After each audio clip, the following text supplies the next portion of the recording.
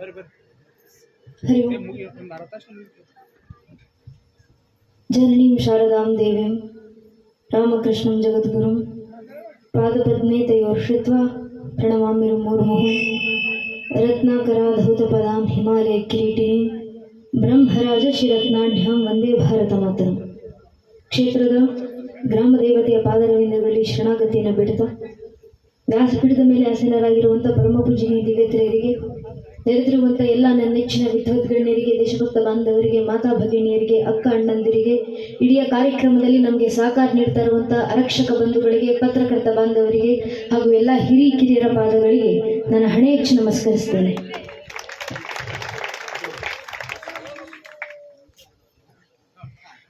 ನನ್ನ ನೆಚ್ಚಿನ ಬಂಧುಗಳೇ, ಬಹುಶಃ ಕಾರ್ಯಕ್ರಮಕ್ಕೆ ಬಂದಾಗ ಬಹಳ ಸಂತೋಷ ಆಯಿತು.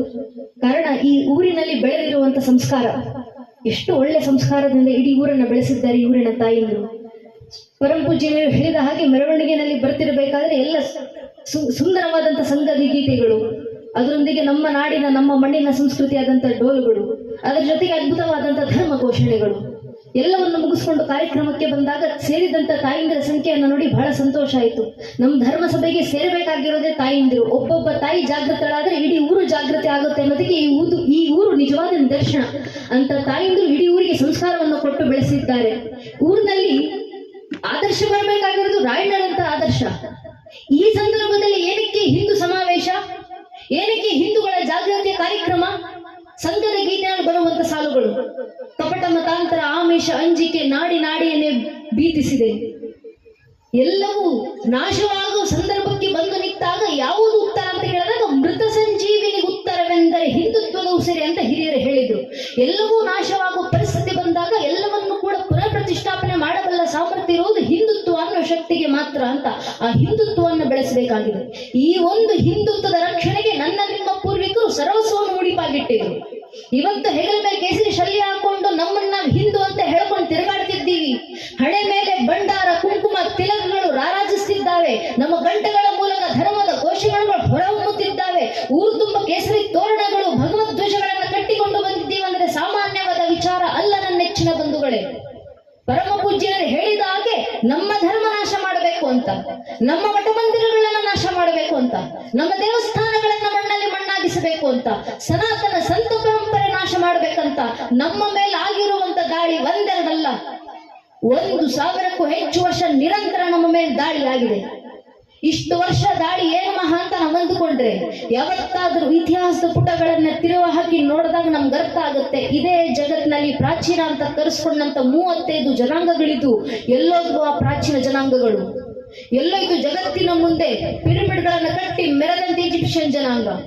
ಎಲ್ಲೋಯ್ತು ಜಗತ್ತನ್ನ ಆಳಲಿಕ್ಕೆ ಬಂದಂತ ಗ್ರೀಕ್ ಜನಾಂಗ? ಎಲ್ಲೋಯ್ತು ಜಗತ್ತಿಗೆ ಭಾಷಾ ಶಾಸ್ತ್ರ ಪರಿಚಯಿಸಿಕೊಟ್ಟಂತ ಪರ್ಷಿಯನ್ ಜನಾಂಗ? ಎಲ್ಲೋಯ್ತು ಬಾಬಿಲೋನಿಯನ್ ಜನಾಂಗ? ಎಲ್ಲೋಯ್ತು ಮೆಸೊಪೊಟೇಮಿಯನ್ ಜನಾಂಗ? ಜಗತ್ತಿನಲ್ಲಿ ಪ್ರಾಚೀನ ಅಂತ ಕರೆಸ್ಕೊಂಡಂತ 35 ಜನಾಂಗಗಳು ಅಲ್ಪಾಯುಗಳಾಗಿ ಕಾಲಗರ್ಭ ಸೇರಿದ್ವು. ನಮ್ಮ ಕಣ್ಣು ಮುಂದೆ ಕಾಣ್ತಿರದಂತ 100 ಮತಪಂಥಗಳು ಕಣ್ಮರೆಯಾಗಿ ಹೋದವು. ಯಾಕೆ?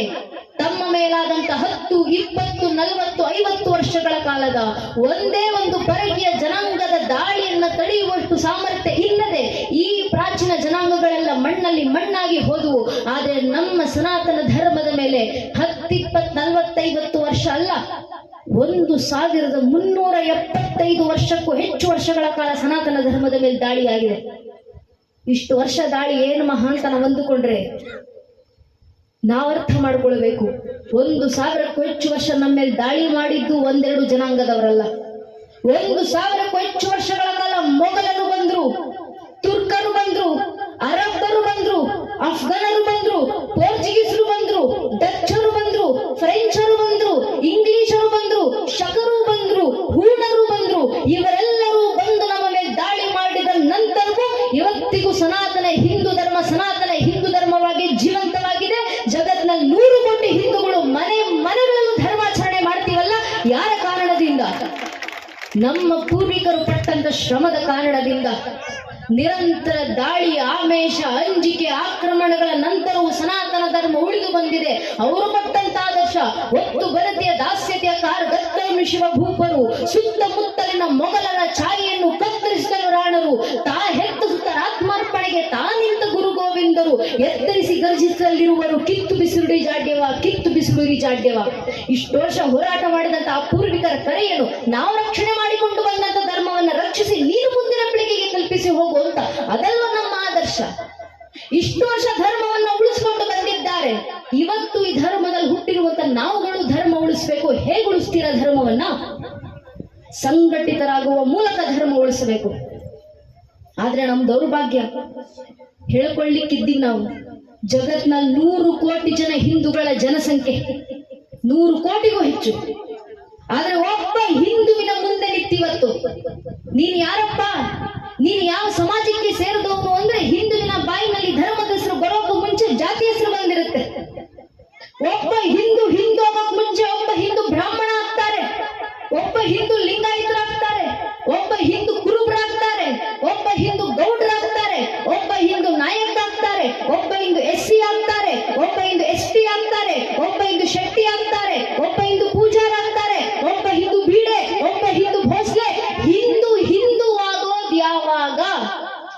ನಾವ್ ಹಿಂದೂಗಳು ಅರ್ಥ ಮಾಡ್ಕೊಳ್ಬೇಕು, ನಮ್ಮ ಜಾತಿ ಯಾವುದೇ ಇರಲಿ, ಆ ಜಾತಿಗಳ ಮೇಲೆ ನಮ್ಗಿರುವಂತ ಜಾತಿ ಪ್ರೇಮ ಎಷ್ಟೇ ವಿಶಾಲವಾಗಿರ್ಲಿ, ನಮ್ಮ ಜಾತಿ ನಮ್ಮ ಮನೆಯ ದೇವ್ರ ಕೋಣೆ ಒಳಗೆ ಸೀಮಿತವಾಗಿರಬೇಕು. ನಮ್ಮ ರಾಜಕೀಯ ಆಸಕ್ತಿ ಯಾವುದೇ ಇರಲಿ, ನೀವ್ ಯಾವ ರಾಜಕೀಯ ಪಕ್ಷಕ್ಕೆ ಬೇಕಾದ್ರೂ ಕೆಲಸ ಮಾಡ್ಕೊಳ್ಳಿ, ನಿಮ್ಮನ್ನ ನೀವ್ ಯಾವ ರಾಜಕೀಯ ಪಕ್ಷದ ಕಾರ್ಯಕರ್ತ ಅಂತ ಬೇಕಾದ್ರೂ ಹೇಳ್ಕೊಂಡು ತಿರುಗಾಡಿ. ಆದ್ರೆ ನನ್ನ ರಾಜಕೀಯ ಆಸಕ್ತಿ ನನ್ನ ಮನೆ ಬಾಗಿಲಿನ ಒಳಗೆ ಸೀಮಿತವಾಗಿರಬೇಕು.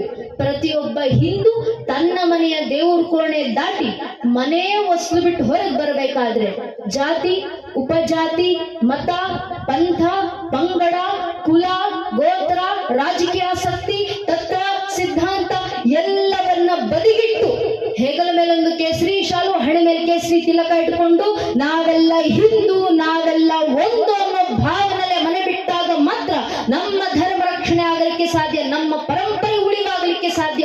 ಆ ಸಂಘಟಿತ ಭಾವ ಹಿಂದೂಗಳಲ್ಲಿ ಬರಬೇಕು. ಇದು ನಾನು ಹೇಳ್ತಿರುವಂತ ಮಾತಲ್ಲ, ಗೀತಾಚಾರ್ಯ ಕೃಷ್ಣರಾಗಿ ನಿಂತ ಭಗವದ್ಗೀತೆಯಲ್ಲಿ ಶ್ರೀಕೃಷ್ಣ ಪರಮಾತ್ಮ ಹೇಳಿದಂತ ಮಾತು. ಭಗವದ್ಗೀತೆ 4ನೇ ಅಧ್ಯಾಯದ 7ನೇ ಶ್ಲೋಕದಲ್ಲಿ ಶ್ರೀಕೃಷ್ಣ ಪರಮಾತ್ಮ ಕರೆ ಕೊಟ್ಟರು. ಯದಾ ಯದಾ ಈ ಧರ್ಮಸ್ಯ ಗ್ಲಾನಿರ್ಭವತಿ ಭಾರತ ಅಭ್ಯುತ್ಥಾನಂ ಧರ್ಮಸ್ಯ ತದಾತ್ಮಾನುಜಾಮ್ಯಹಂ ಪರಿತ್ರಾಣಾಯ ಸಾಧುನ ವಿನಾಶ ದುಷ್ಕೃತ ಧರ್ಮ ಸಂಸ್ಥಾಪನಾರ್ಥಾಯ ಸಂಭವಾಮಿ ಯುಗೆ ಯುಗೆ. ಯುಗ ಯುಗಕ್ಕೂ ಧರ್ಮ ರಕ್ಷಣೆಗೆ ನಾನು ಅವತರಿಸಿ ಬರ್ತೀನಿ. ಆದ್ರೆ ಕಲಿಯುಗದಲ್ಲಿ ಧರ್ಮ ರಕ್ಷಣೆಗೆ ಯಾವ ಅವತಾರ? ಕೃಷ್ಣ ಹೇಳ್ತಾರೆ, ಕಲಿಯುಗದ ಅಂತ್ಯದಲ್ಲಿ ಕಲ್ಕಿ ಅವತಾರ. ಆದರೆ ಕಲಿಯುಗ ನಡೀತಾ ಇರಬೇಕಾದರೆ ಕಲಿಯುಗದೊಳಗೆ ದೇಶ ಧರ್ಮ ರಕ್ಷಣೆಗಿರೋದು ಒಂದೇ ಒಂದು ಅವತಾರ, ಅದು ಸಂಘ ಶಕ್ತಿ ಕಲಿಯುಗೆ. ಸಂಘಟಿತ ಬಲದಿಂದ ಮಾತ್ರ ಕಲಿಯುಗದ ಧರ್ಮ ರಕ್ಷಣೆ ಆಗೋದು. ಆದ್ರಿಂದ ಸಂಘಟಿತರಾಗಿ ಬನ್ನಿ.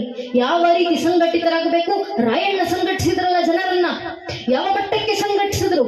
ಸಾಮಾನ್ಯ ಹುಡುಗ ರಾಯಣ್ಣ ಬೆಳೀತಾ ಬೆಳೀತಾ ಈ ದೇಶ ರಕ್ಷಣೆ ಮಾಡಬೇಕು, ನಾಡಿನ ರಕ್ಷಣೆಯನ್ನ ಮಾಡಬೇಕು, ಕಿತ್ತೂರಿನಾದ್ಯಂತ ಹಾರಾಡುತ್ತಿರುವಂತ ಯೂನಿಯನ್ ಜಾಕನ್ನ ಕೆಳಗಿಳಿಸಿ ಕಿತ್ತೂರಿನ ಸಾಮ್ರಾಜ್ಯದ ನಂದಿ ಧ್ವಜವನ್ನ ಹಾರಾಡಿಸಬೇಕು ಅಂತ ಕನಸನ್ನ ಕಟ್ಟಿಕೊಂಡು ಬಂದ್ರು. ಆ ಕನಸನ್ನ ಸಾಕಾರಗೊಳಿಸಲಿಕ್ಕೆ ಜನರನ್ನ ಸಂಘಟಿಸಬೇಕು. ಜನರಲ್ಲಿ ಜಾಗೃತಿ ಇಲ್ಲ. ಊರಿಗೂ ಹೋದ್ರು, ಜನರ ಮುಂದೆ ನಿಂತು ಮಾತಾಡಿದ್ರು. ಜಾನಪದರು ಇವತ್ತಿಗೂ ಹೇಳ್ತಾರೆ, ರಾಯಣ್ಣ ಬರ್ತಿದ್ರೆ ಒಂದು ಕೈಲಿ ಕತ್ತಿ, ಒಂದು ಕೈಲಿ ಕವಚ ಹಿಡಿದು 7 ಅಡಿ ಎತ್ತರದ ವ್ಯಕ್ತಿ, ಮಾಂಸಖಂಡಗಳು ದೈತ್ಯವಾದಂಥದ್ದು. ರಾಯಣ್ಣ ನಡೆದಿದ್ರೆ ಕಂಚಿನ ಮೂರ್ತಿ ನಡೆದು ಬಂದಾಗಿರ್ತಿತ್ತು ಅಂತ ರಾಯಣ್ಣ ಊರಿಗೂ ಹೋದ್ರು. ಊರಿನ ಜನರ ಮುಂದೆ ನಿಂತು ಮಾತಾಡಿದ್ರು. ಅಮ್ಮ, ನಾಡಿನ ರಕ್ಷಣೆ ಮಾಡಬೇಕಾಗಿದೆ, ಸಂಘಟಿತರಾಗಿ ಬನ್ನಿ. ಕಿತ್ತೂರಿನ ಚೆನ್ನಮ್ಮ, ತಾಯಿ ಚೆನ್ನಮ್ಮನನ್ನ ಬ್ರಿಟಿಷರು ಮೋಸದಿಂದ ಬಂಧಿಸಿದ್ರು. ಆಗಲೂ ರಾಯಣ್ಣ ಸುಮ್ಮನಾಗ್ಲಿಲ್ಲ. ಚೆನ್ನಮ್ಮ ಇವತ್ತು ಕಾರಾಗೃಹದಲ್ಲಿದ್ದಾರೆ, ನಾವು ಸುಮ್ಮನೆ ಕೂರುವಂತಿಲ್ಲ, ನಾಡ ರಕ್ಷಣೆಗೆ ನಾವೆದ್ದು ಬರಬೇಕು ಮತ್ತು ಸಂಘಟಿಸಿದ್ರು. ಚೆನ್ನಮ್ಮನಿಗೆ ಬ್ರಿಟಿಷರು ಮೋಸದಿಂದ ವಿಷಯವನ್ನು ತಲುಪಿಸಿ ಹೇಳ್ತಾರೆ, ಚೆನ್ನಮ್ಮ, ಯಾವ ರಾಯಣ್ಣ ಬರ್ತಾನೆ ಅಂತ ನಿನ್ ಕಾದು ಕೂತಿದ್ದು, ರಾಯಣ್ಣ ಸತ್ತು ಹೋಗಿದ್ದ, ನಾವು ರಾಯಣ್ಣನನ್ನ ಸಾಯಿಸ್ಬಿಟ್ಟಿದ್ದೀವಿ ಅಂತ ಮೋಸ ಮಾಡಿ ಸುಳ್ಳು ಹೇಳಿದ್ರು. ಅಷ್ಟು ವರ್ಷ ಚೆನ್ನಮ್ಮ ದೃಢತೆಯಿಂದ ಬದುಕಿದ್ರು. ಚೆನ್ನಮ್ಮ ತನ್ನ ಗಂಡ ಸತ್ತಾಗ ಸಾಯೋ ವಿಚಾರ ಮಾಡಲಿಲ್ಲ, ಮಗ ಸತ್ತಾಗ ಸಾಯೋ ವಿಚಾರ ಮಾಡಲಿಲ್ಲ, ದತ್ತು ಮಗ ಸಾಕಿದಂತ ಮಗ ತೀರ್ಕೊಂಡಾಗ ಚೆನ್ನಮ್ಮ ಸಾಯೋ ವಿಚಾರ ಮಾಡಲಿಲ್ಲ. ಯಾವ ನಾಡನ್ನ ಕಟ್ಟಿ ಬೆಳೆಸಿದ್ರು ಚೆನ್ನಮ್ಮ ಆ ನಾಡೇ ಕಳೆದು ಹೋಗಿ ಕೊನೆಗೊಂದು ದಿನ ಬ್ರಿಟಿಷರ ಮೋಸದಿಂದ ಕಾರಾಗೃಹದಲ್ಲಿ ಸಿಕ್ಕಾಕೊಂಡಾಗಲೂ ಕೂಡ ಚೆನ್ನಮ್ಮ ಸಾಯುವ ಯೋಚನೆ ಮಾಡಲಿಲ್ಲ. ರಾಯಣ್ಣ ಬಂದೇ ಬರ್ತಾನೆ ನಂಬಿಕೆಯಲ್ಲಿದ್ರು. ಯಾವ ಕ್ಷಣ ಬ್ರಿಟಿಷರು ಸುಳ್ಳು ಹೇಳಿ ರಾಯಣ್ಣ ಸತ್ತೋಗಿದ್ದಾರೆ ಅಂತ ಹೇಳಿದ್ರು, ಆ ಒಂದು ಮಾತನ್ನ ಕೇಳಿ ರಾಯಣ್ಣ ತೀರಿಕೊಂಡ ಮೇಲೆ ಇನ್ನು ಬದುಕಿದ್ದು ಏನು ಪ್ರಯೋಜನ ಅಂತ ಅಲ್ಲಿಗೆ ಜೀವನದ ಉತ್ಸಾಹವನ್ನು ಕಳ್ಕೊಂಡಿದ್ದವರು ಚೆನ್ನಮ್ಮ. ಇನ್ನ ಎಂಥ ಕಾರ್ಯವನ್ನ ರಾಯಣ್ಣ ಚೆನ್ನಮ್ಮನಿಗೋಸ್ಕರ ಇಡೀ ನಾಡಿನಲ್ಲಿ ಮಾಡಿ ತೋರಿಸಿರ್ಬೇಕು. ಚೆನ್ನಮ್ಮ ತೀರಿಕೊಂಡಾಗ ಸನ್ಯಾಸಿ ವೇಷದಲ್ಲಿ ರಾಯಣ್ಣ ತಾಯಿ ಅಂತ್ಯ ಸಂಸ್ಕಾರವನ್ನ ನೋಡ್ಲಿಕ್ಕೆ ಹೋಗಿದ್ರು. ಬ್ರಿಟಿಷರಿಗೆ ನಾನು ಬಂದಿರೋದು ಗೊತ್ತಾಗ್ಬಾರ್ದು ಅಂತ ಅವತ್ತು ಶಪಥವನ್ನ ತೊಟ್ಟಂತ ರಾಯಣ್ಣ, ಚೆನ್ನಮ್ಮ ನಿನ್ನ ಇದೇ ಸಮಾಧಿ ಮುಂದೆ ಬ್ರಿಟಿಷರ 100 ತಲೆಗಳನ್ನ ಕತ್ತರಿಸಂದು ಇಡ್ತೀನಿ. ಅಕಸ್ಮಾತ್ 99 ಜನ ಬ್ರಿಟಿಷರನ್ನ ಸಾಯಿಸಿ ಇನ್ನು ಒಬ್ಬ ಬ್ರಿಟಿಷರ ತಲೆ ಸಿಗಲಿಲ್ಲ ಅಂದ್ರೆ ನನ್ನದೇ ಕತ್ತನ್ನ ಕತ್ತರಿಸಿ ನನ್ನ ಕಾಲಡಿಯಲ್ಲಿ ಇಟ್ಟು ಹೋಗ್ತೀನಿ, ಶಪಥವನ್ನ ಮೀರೋದಿಲ್ಲ ಅಂತ ಅವತ್ತು ಶಪಥವನ್ನ ತೊಟ್ಟಂತವ್ರು ರಾಯಣ್ಣ. ಮತ್ತೆ ಹಳ್ಳಿಗೆ ಹೋದ್ರು, ಸಂಘಟಿಸಿದ್ರು. ಜಾನಪದರು ಹೇಳ್ತಾರೆ, ರಾಯಣ್ಣ ಬಂದ್ರಂತೆ, ಜನರ ಮುಂದೆ ಮಾತಾಡ್ತಾ ಕೇಳಿದ್ರಂತೆ, ನನ್ನ ಸೈನಿಕರಿದ್ದಾರಮ್ಮ, ಚೆನ್ನಮ್ಮ ಇರೋವರೆಗೂ ನನ್ನ ಸೈನಿಕರಿಗೆ ಊಟ ಇತ್ತು, ಶಸ್ತ್ರಾಸ್ತ್ರಗಳಿತ್ತು. ಇವತ್ತು ನನ್ನ ಸೈನಿಕರಿಗೆ ಊಟ ಹಾಕ್ಲಿಕ್ಕೆ ನನ್ನ ಹತ್ರ ಹಣ ಇಲ್ಲ. ನಾನು ದೊರೆಯ ಮಗ ಅಲ್ಲ, ನಾನು ಬಡವ. ನಾನು ಬಡವನಾಗಿರ್ಬೋದು, ಆದ್ರೆ ಕಿತ್ತೂರಿನ ಜನರು ಬಡವರಲ್ಲ. ನಿಮ್ಮ ಬಳಿ ಹಣ ಇದೆ, ನಿಮ್ಮ ಬಳಿ ಅನ್ನ ಇದೆ, ಅನ್ನವನ್ನ ಕೊಡಿ, ನನ್ನ ಸೈನಿಕರಿಗೆ ಅನ್ನ ಹಾಕ್ತೀನಿ. ಕೈಯಲ್ಲಿ ಖಡ್ಗ ಹಿಡಿದಂತ ರಾಯಣ್ಣ ಜನರ ಮುಂದೆ ಬಂದು ಭವತಿ ಭಿಕ್ಷಾಂತಿ ಅಂತ ಭಿಕ್ಷೆ ಬೇಡಿದ್ರು ತನ್ನ ಸೈನಿಕರಿಗೋಸ್ಕರ. ಅನ್ನವನ್ನ ಕೊಡಮ್ಮ, ನನ್ನ ಸೈನಿಕರಿಗೆ ಅನ್ನ ಹಾಕಬೇಕಾಗಿದೆ ನಾನು, ನನ್ನ ಸೈನಿಕರು ಹೋರಾಟ ಮಾಡ್ತಿದ್ದಾಗ ನಾಡಿಗೋಸ್ಕರ ಅವರಿಗೆ ಊಟ ಇಲ್ಲ. ತಾಯಿ ಬಂದ್ರಂತೆ, ಒಬ್ಬ ಬಡವ ತಾಯಿ ಬಂದು ಹೇಳ್ತಾಳೆ, ರಾಯ ನಿನಗೆ ಕೊಡ್ಲಿಕ್ಕೆ ನನ್ನ ಹತ್ರ ಏನಿಲ್ಲಪ್ಪ, ಇರೋದೊಂದು ಮಾಂಗಲ್ಯ ಅಂತ ಕೊರಳಲ್ಲಿದ್ದಂತ ಮಾಂಗಲ್ಯವನ್ನ ಬಿಚ್ಚಿ ರಾಯಣ್ಣನ ಕೈಗಿಟ್ರಂತೆ. ರಾಯಣ್ಣನ ಕಣ್ಣಂಚಿನಲ್ಲಿ ನೀರು ಬಂತು. ರಾಯಣ್ಣ ಕೇಳ್ತಾರಮ್ಮ, ಇಷ್ಟು ಚಿನ್ನ ಕೊಟ್ರೆ ಇಷ್ಟು ಚಿನ್ನದಲ್ಲಿ ಮಾರಿ ಕೂಡ ನನ್ನ ಸೈನಿಕರಿಗೆ ಊಟ ಹಾಕ್ಲಿಕ್ಕೆ ನನ್ನ ಕೈಯಿಂದ ಆಗೋದಿಲ್ಲಮ್ಮ, ಸಾಲಲ್ಲ ಇಷ್ಟು ಚಿನ್ನದ ತುಂಡು. ತಾಯಿ ಕಣ್ಣೀರಿಟ್ರು. ಇಷ್ಟು ಬಿಟ್ರೆ ಕೊಡ್ಲಿಕ್ಕೆ ನನ್ನ ಹತ್ರ ಏನಿಲ್ಲಪ್ಪ, ನಿನಗೆ ಏನು ಕೊಡ್ಲಿ? ರಾಯಣ್ಣ ಹೇಳ್ತಾರಮ್ಮ, ನನಗೆ ನಿನ್ನ ಚಿನ್ನ ಬೇಡ, ನಿನ್ನ ಹಣ ಬೇಡ, ನಿನ್ನ ಮಗನಿದ್ದಾನಲ್ಲ, ನಿನ್ನ ಮಗನನ್ನ ಕಳಿಸ್ಕೊಡು, ನನ್ನ ಸೈನಿಕನಾಗಿ ಕರ್ಕೊಂಡು ಹೋಗಿ ಊರಿನಗೋಸ್ಕರ ನಾಡಿಗೋಸ್ಕರ ಯುದ್ಧ ಮಾಡ್ತೀನಿ ನಾನು. ತಾಯಿ ಕಣ್ಣೀರಿಟ್ರು. ನನ್ನ ಮಗನ ಹೆಸರು ಲಕ್ಷ್ಮಣ ಅಂತ, ಇರೋನೊಬ್ಬ ಮಗ, ಅವನನ್ನು ಕಳಿಸ್ಕೊಟ್ಬಿಟ್ರೆ ನಾನು ಏನು ಮಾಡ್ಲಪ್ಪ ಜೀವನದಲ್ಲಿ? ನಿನ್ಗೆ ಮಾಂಗಲ್ಯ ಕೊಟ್ಟಿದ್ದೀನಿ, ನನ್ನ ಕೊರಳಲ್ಲಿ ಮಾಂಗಲ್ಯ ಇದ್ರೆ ನಾನು ಒಬ್ಬಳು ಸುಮಂಗಲಿಯಾಗಿರ್ತಿದ್ದೆ. ಆದರೆ ರಾಯಣ್ಣನ ಕೈಯಲ್ಲಿ ಮಾಂಗಲ್ಯ ಇದೆ ಅಂದ್ರೆ ಇಡೀ ಊರಿನ ಸಮಸ್ತ ಹೆಣ್ಮಕ್ಳು ಸುಮಂಗಲಿಯಾಗಿರ್ತಾರೆ. ಆದ್ರಿಂದ ಈಗ ತಾಳಿ ಕೊಟ್ಟಿದ್ದೀನಿ, ಇಷ್ಟು ಸಾಲದಿಲ್ವ ನಿನಗೆ ಅಂತ ತಾಯಿ ಕೇಳಿದ್ರು. ರಾಯಣ್ಣ ಹೇಳ್ತಾರೆ, ಅಮ್ಮ ಒಬ್ಬನೇ ಮಗ ಲಕ್ಷ್ಮಣ ಅಂತ ಹೇಳ್ತಿದ್ಯಲ್ಲ, ರಾಮನು ಗೆಲ್ಲಬೇಕಾದ್ರೆ ಅವನಿಗೆ ಲಕ್ಷ್ಮಣ ಬೇಕಿತ್ತು, ಇವತ್ತು ರಾಯಣ್ಣ ಗೆಲ್ಲಬೇಕಾದ್ರೆ ಅವನಿಗೂ ಒಬ್ಬ ಲಕ್ಷ್ಮಣ ಬೇಕಾಗಿದೆ, ಕಳಿಸ್ಕೊಡಮ್ಮ ನಿನ್ನ ಮಗನನ್ನ. ನಿನ್ನ ಮಗ ಇಲ್ಲವಾದ್ರೂ ನಿನಗೆ ಇನ್ನೊಬ್ಬ ಮಗ ಇದ್ದಾನೆ ರಾಯಣ್ಣ, ನನ್ನ ಮಗನಾಗಿ ಸ್ವೀಕರಿಸು ಅಂತ ರಾಯಣ್ಣ ಹೇಳಿದ್ರು. ತಾಯಿ ಕಣ್ಣೀರಿಟ್ಟು ಹೇಳ್ತಾಳೆ, ನನ್ನ ಮಗ ಲಕ್ಷ್ಮಣ ಸತ್ರು ಪರವಾಗಿಲ್ಲ, ರಾಯಣ್ಣ ಅಂತ ಇನ್ನೊಬ್ಬ ಮಗ ಇದ್ದಾನಂತ ಜೀವನ ಪೂರ್ತಿ ಖುಷಿ ಪಡ್ತೀನಿ. ಅಕಸ್ಮಾತ್ ಇಬ್ಬರು ಸತ್ರೆ ನನ್ನ ಇಬ್ಬರು ಹುತಾತ್ಮ ಮಕ್ಕಳನ್ನ ನಾಡಿಗೋಸ್ಕರ ಕೊಟ್ಟಿದ್ದೀನಿ ಅಂತ ಖುಷಿಯಿಂದ ಜೀವನ ಬದುಕ್ತೀನಪ್ಪ, ಹೆಮ್ಮೆಯಿಂದ ಅಂತ ಮಗನನ್ನ ಕಳಿಸ್ಕೊಟ್ರು ತಾಯಿ ರಾಯಣ್ಣನ ಜೊತೆಗೆ. ಆ ದೃಶ್ಯ ನೋಡ್ತಿದ್ದಂತ ಮತ್ತೊಬ್ಬ ತಾಯಿ ಪಕ್ಕದಲ್ಲಿ ಬಂದು ಕಣ್ಣೀರಿಡ್ತಾ ಹೇಳ್ತಾಳೆ, ಆಕೆ ಮಗ ಮಾತ್ರ ಸಾಕಪ್ಪ ನಿನಗೆ, ನನ್ನ ಮಗನನ್ನು ಕಳಿಸ್ಕೊಡ್ತೀನಿ, ಕರ್ಕೊಂಡು ಹೋಗು. ರಾಯಣ್ಣನಿಗೆ ಖುಷಿ ಆಯ್ತು, ಸೈನಿಕರು ಸಿಕ್ತಿದ್ದಾರ ನಾಡಿಗೋಸ್ಕರ ಹೋರಾಟ ಮಾಡ್ಲಿಕ್ಕೆ. ರಾಯಣ್ಣ ಖುಷಿ ಪಟ್ರು. ತಾಯಿ ಕರ್ಕೊಂಡು ಬರ್ತಾರೆ ಮಗನನ್ನ ಕೈ ಹಿಡ್ಕೊಂಡು. ನೋಡಿದಾಗ ರಾಯಣ್ಣನಿಗೆ ಬೇಜಾರಾಯ್ತು. ತಾಯಿ ಕರ್ಕೊಂಡು ಬರ್ತಿದ್ದಂತ ಮಗನಿಗೆ 2 ಕಣ್ಣಿಲ್ಲ, ಹುಟ್ಟಿದಾಗ್ಲಿಂದ ಕುರುಡ, ಅಂದ ಮಗು. ರಾಯಣ್ಣ ಕೇಳ್ತಾರೆ ನೋಡಿದ ಕೂಡಲೇ, ಅಮ್ಮ ನಿನ್ನ ಮಗನಿಗೆ 2 ಕಣ್ಣಿಲ್ಲ, ಏನ್ ಹೋರಾಟ ಮಾಡ್ತಾನಮ್ಮ, ಏನ್ ಯುದ್ಧ ಮಾಡ್ತಾನೆ ನಾಡಿಗೋಸ್ಕರ, ಅವನನ್ನ ಕರ್ಕೊಂಡು ಹೋಗಿ ನಾನು ಏನು ಮಾಡ್ಲಮ್ಮ, ನಿನ್ನ ಅಂದ ಮಗನನ್ನ ಕರ್ಕೊಂಡೋಗಿ ನಾನು ಏನು ಮಾಡ್ಲಿ ಅಂತ ರಾಯಣ್ಣನ ಪ್ರಶ್ನೆ ಕೇಳಿದ್ರೆ ತಾಯಿ ಹೇಳ್ತಾರೆ ರಾಯಣ್ಣನಿಗೆ, ರಾಯ ನನ್ನ ಮಗ ಬಂದೂಕು ಇಡುವ ಅವಶ್ಯಕತೆ ಇಲ್ಲಪ್ಪ, ನನ್ನ ಮಗ ನಿನ್ನ ರೀತಿ ಖಡ್ಗ ಇಡುವಂತ ಅವಶ್ಯಕತೆ ಇಲ್ಲ. ಆದ್ರೆ ಯಾವತ್ತಾದ್ರೂ ನೀನು ಬ್ರಿಟಿಷರ ಕೈಗೆ ಸಿಕ್ಕ ಹಾಕೊಂಡಾಗ, ಬ್ರಿಟಿಷರು ನಿನ್ನ ಮೇಲೆ ಗುಂಡುಗಳ ದಾಳಿಗಳನ್ನ ಸುರಿಸಿದಾಗ, ಆ ಒಂದು ಗುಂಡಿಗೋಸ್ಕರನಾದ್ರೂ ನನ್ನ ಮಗನನ್ನ ಕವಚವಾಗಿ ಉಪಯೋಗಿಸ್ಕೊ ಪರವಾಗಿಲ್ಲ. ನನ್ನ ಮಗನಿಗೆ ಬ್ರಿಟಿಷರ ಗುಂಡುಗಾಗಿ ನನ್ನ ಮಗ ಸಾಯಲಿ, ರಾಯಣ್ಣ ಸಾಯುವಂತಿಲ್ಲ, ನೀನೊಬ್ಬ ಬದುಕಿದ್ರೆ ಸಾಕು. ನನ್ನ ಒಬ್ಬ ಮಗ ಸತ್ರೆ ನಾನ್ ಕಣ್ಣೀರಿಡ್ತೀನಿ, ಆದ್ರೆ ರಾಯಣ್ಣ ಸತ್ರೆ ಇಡೀ ಕಿತ್ತೂರು ಕಣ್ಣೀರಿಡಬೇಕಾಗತ್ತೆ. ಆ ಪರಿಸ್ಥಿತಿ ಕಿತ್ತೂರಿಗೆ ಬರೋದು ಬೇಡ, ನನ್ನ ಮಗ ಸತ್ರು ಪರವಾಗಿಲ್ಲ, ನೀನು ಬದುಕಿರ್ಬೇಕು, ನನ್ನ ಮಗನನ್ನು ಕರ್ಕೊಂಡು ಹೋಗು ದಯವಿಟ್ಟು ಅಂತ ತಾಯಿ ಕೇಳ್ಕೊಂಡು ರಾಯಣ್ಣ ಕರ್ಕೊಂಡೋದ್ರು ಹುಡುಗನನ್ನ ಯುದ್ಧಕ್ಕೋಸ್ಕರ. ಇಂಥ ಅದೆಷ್ಟು ಘಟನೆಗಳನ್ನ ಜಾನಪದರು ಹೇಳ್ತಾರೆ. ಇಂಥ ಹೋರಾಟ ಮಾಡ್ತಾ ಕೊನೆಗೊಂದು ದಿನ ಮೋಸದಿಂದ, ನಮ್ಮವರೇ ಮಾಡಿದಂತ ಮೋಸದಿಂದ ರಾಯಣ್ಣ ಬ್ರಿಟಿಷರ ಕೈಗೆ ಸಿಕ್ಕಾಕೊಂಡ್ರು. ರಾಯಣ್ಣನನ್ನ ಕರ್ಕೊಂಡು ಹೋಗಲಾಯ್ತು ಬಂಧಿಸಿ. ರಾಯಣ್ಣರಿಗೆ ಗಲ್ಲು ಶಿಕ್ಷೆ ವಿಧಿಸಬೇಕು ಅಂತ ಆಯ್ತು. ರಾಯಣ್ಣರಿಗೆ ಗಲ್ಲು ಶಿಕ್ಷೆ ಆಗಬೇಕು ಅಂತ ಉಪದೇಶ ಮಾಡಿದ ಕೂಡಲೇ ರಾಯಣ್ಣ ನಗತಾ ಹೇಳ್ತಾ ರಾಯಣ್ಣನ ಮಾತು, ಬೇರೆ ಯಾರಾದ್ರೂ ಇದ್ದಿದ್ರೆ ಕಣ್ಣೀರಿಡ್ತಿದ್ರೆ ಅಯ್ಯೋ ಜೀವನ ಮುಗ್ದೋಗ್ತಿದ್ಯಲ್ಲ ಅಂತ. 33 ವರ್ಷದ ಯುವಕ ಸ್ವಾಮಿ, 35 ವರ್ಷ ಕಾಣದ ಯುವಕ, ಇನ್ನು 33 ವರ್ಷ ಅಷ್ಟೇ ರಾಯಣ್ಣನಿಗೆ. 33 ವರ್ಷದ ಯುವಕ ರಾಯಣ್ಣನಿಗೆ ಗಲ್ಲು ಶಿಕ್ಷೆ ಆಗಿದೆ ಅಂತ ಗೊತ್ತಾದ ಕೂಡಲೇ ರಾಯಣ್ಣ ಬ್ರಿಟಿಷರ ವಿರುದ್ಧ ನಗತಾ ಎದೆ ತಟ್ಕೊಂಡು ಹೇಳ್ತಾರೆ, ನನ್ನನ್ನ ಗಲ್ಲಿಗೇರಿಸಲಿಕ್ಕೆ ನಾನು ಯಾರ್ದೋ ಮನೆ ಕಳ್ಳತನ ಮಾಡಿ ಬಂದಿಲ್ಲ, ನನ್ನ ತಾಯಿ ಚೆನ್ನಮ್ಮನಿಗೋಸ್ಕರ ಕಿತ್ತೂರಿಗೋಸ್ಕರ ಹೋರಾಟ ಮಾಡಿದ್ದೀನಿ.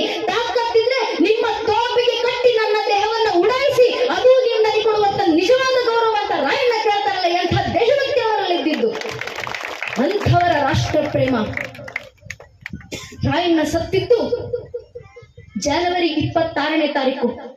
ದೈವಿ ಇಚ್ಛೆ ಏನೋ ಗೊತ್ತಿಲ್ಲ. ಇನ್ನು 5 ದಿನಗಳಲ್ಲಿ ರಾಯಣ್ಣನ ಹುಟ್ಟುಹಬ್ಬ. ಆಗಸ್ಟ್ 15 ರಾಯಣ್ಣ ಹುಟ್ಟಿದ್ದು, ಜನವರಿ 26 ರಾಯಣ್ಣ ಹುತಾತ್ಮರಾದದ್ದು. ಕೇಳಿದಾಗ ಅನ್ಸುತ್ತೆ, ರಾಯಣ್ಣ ಎಂಥ ದೈವಿ ಪುರುಷ.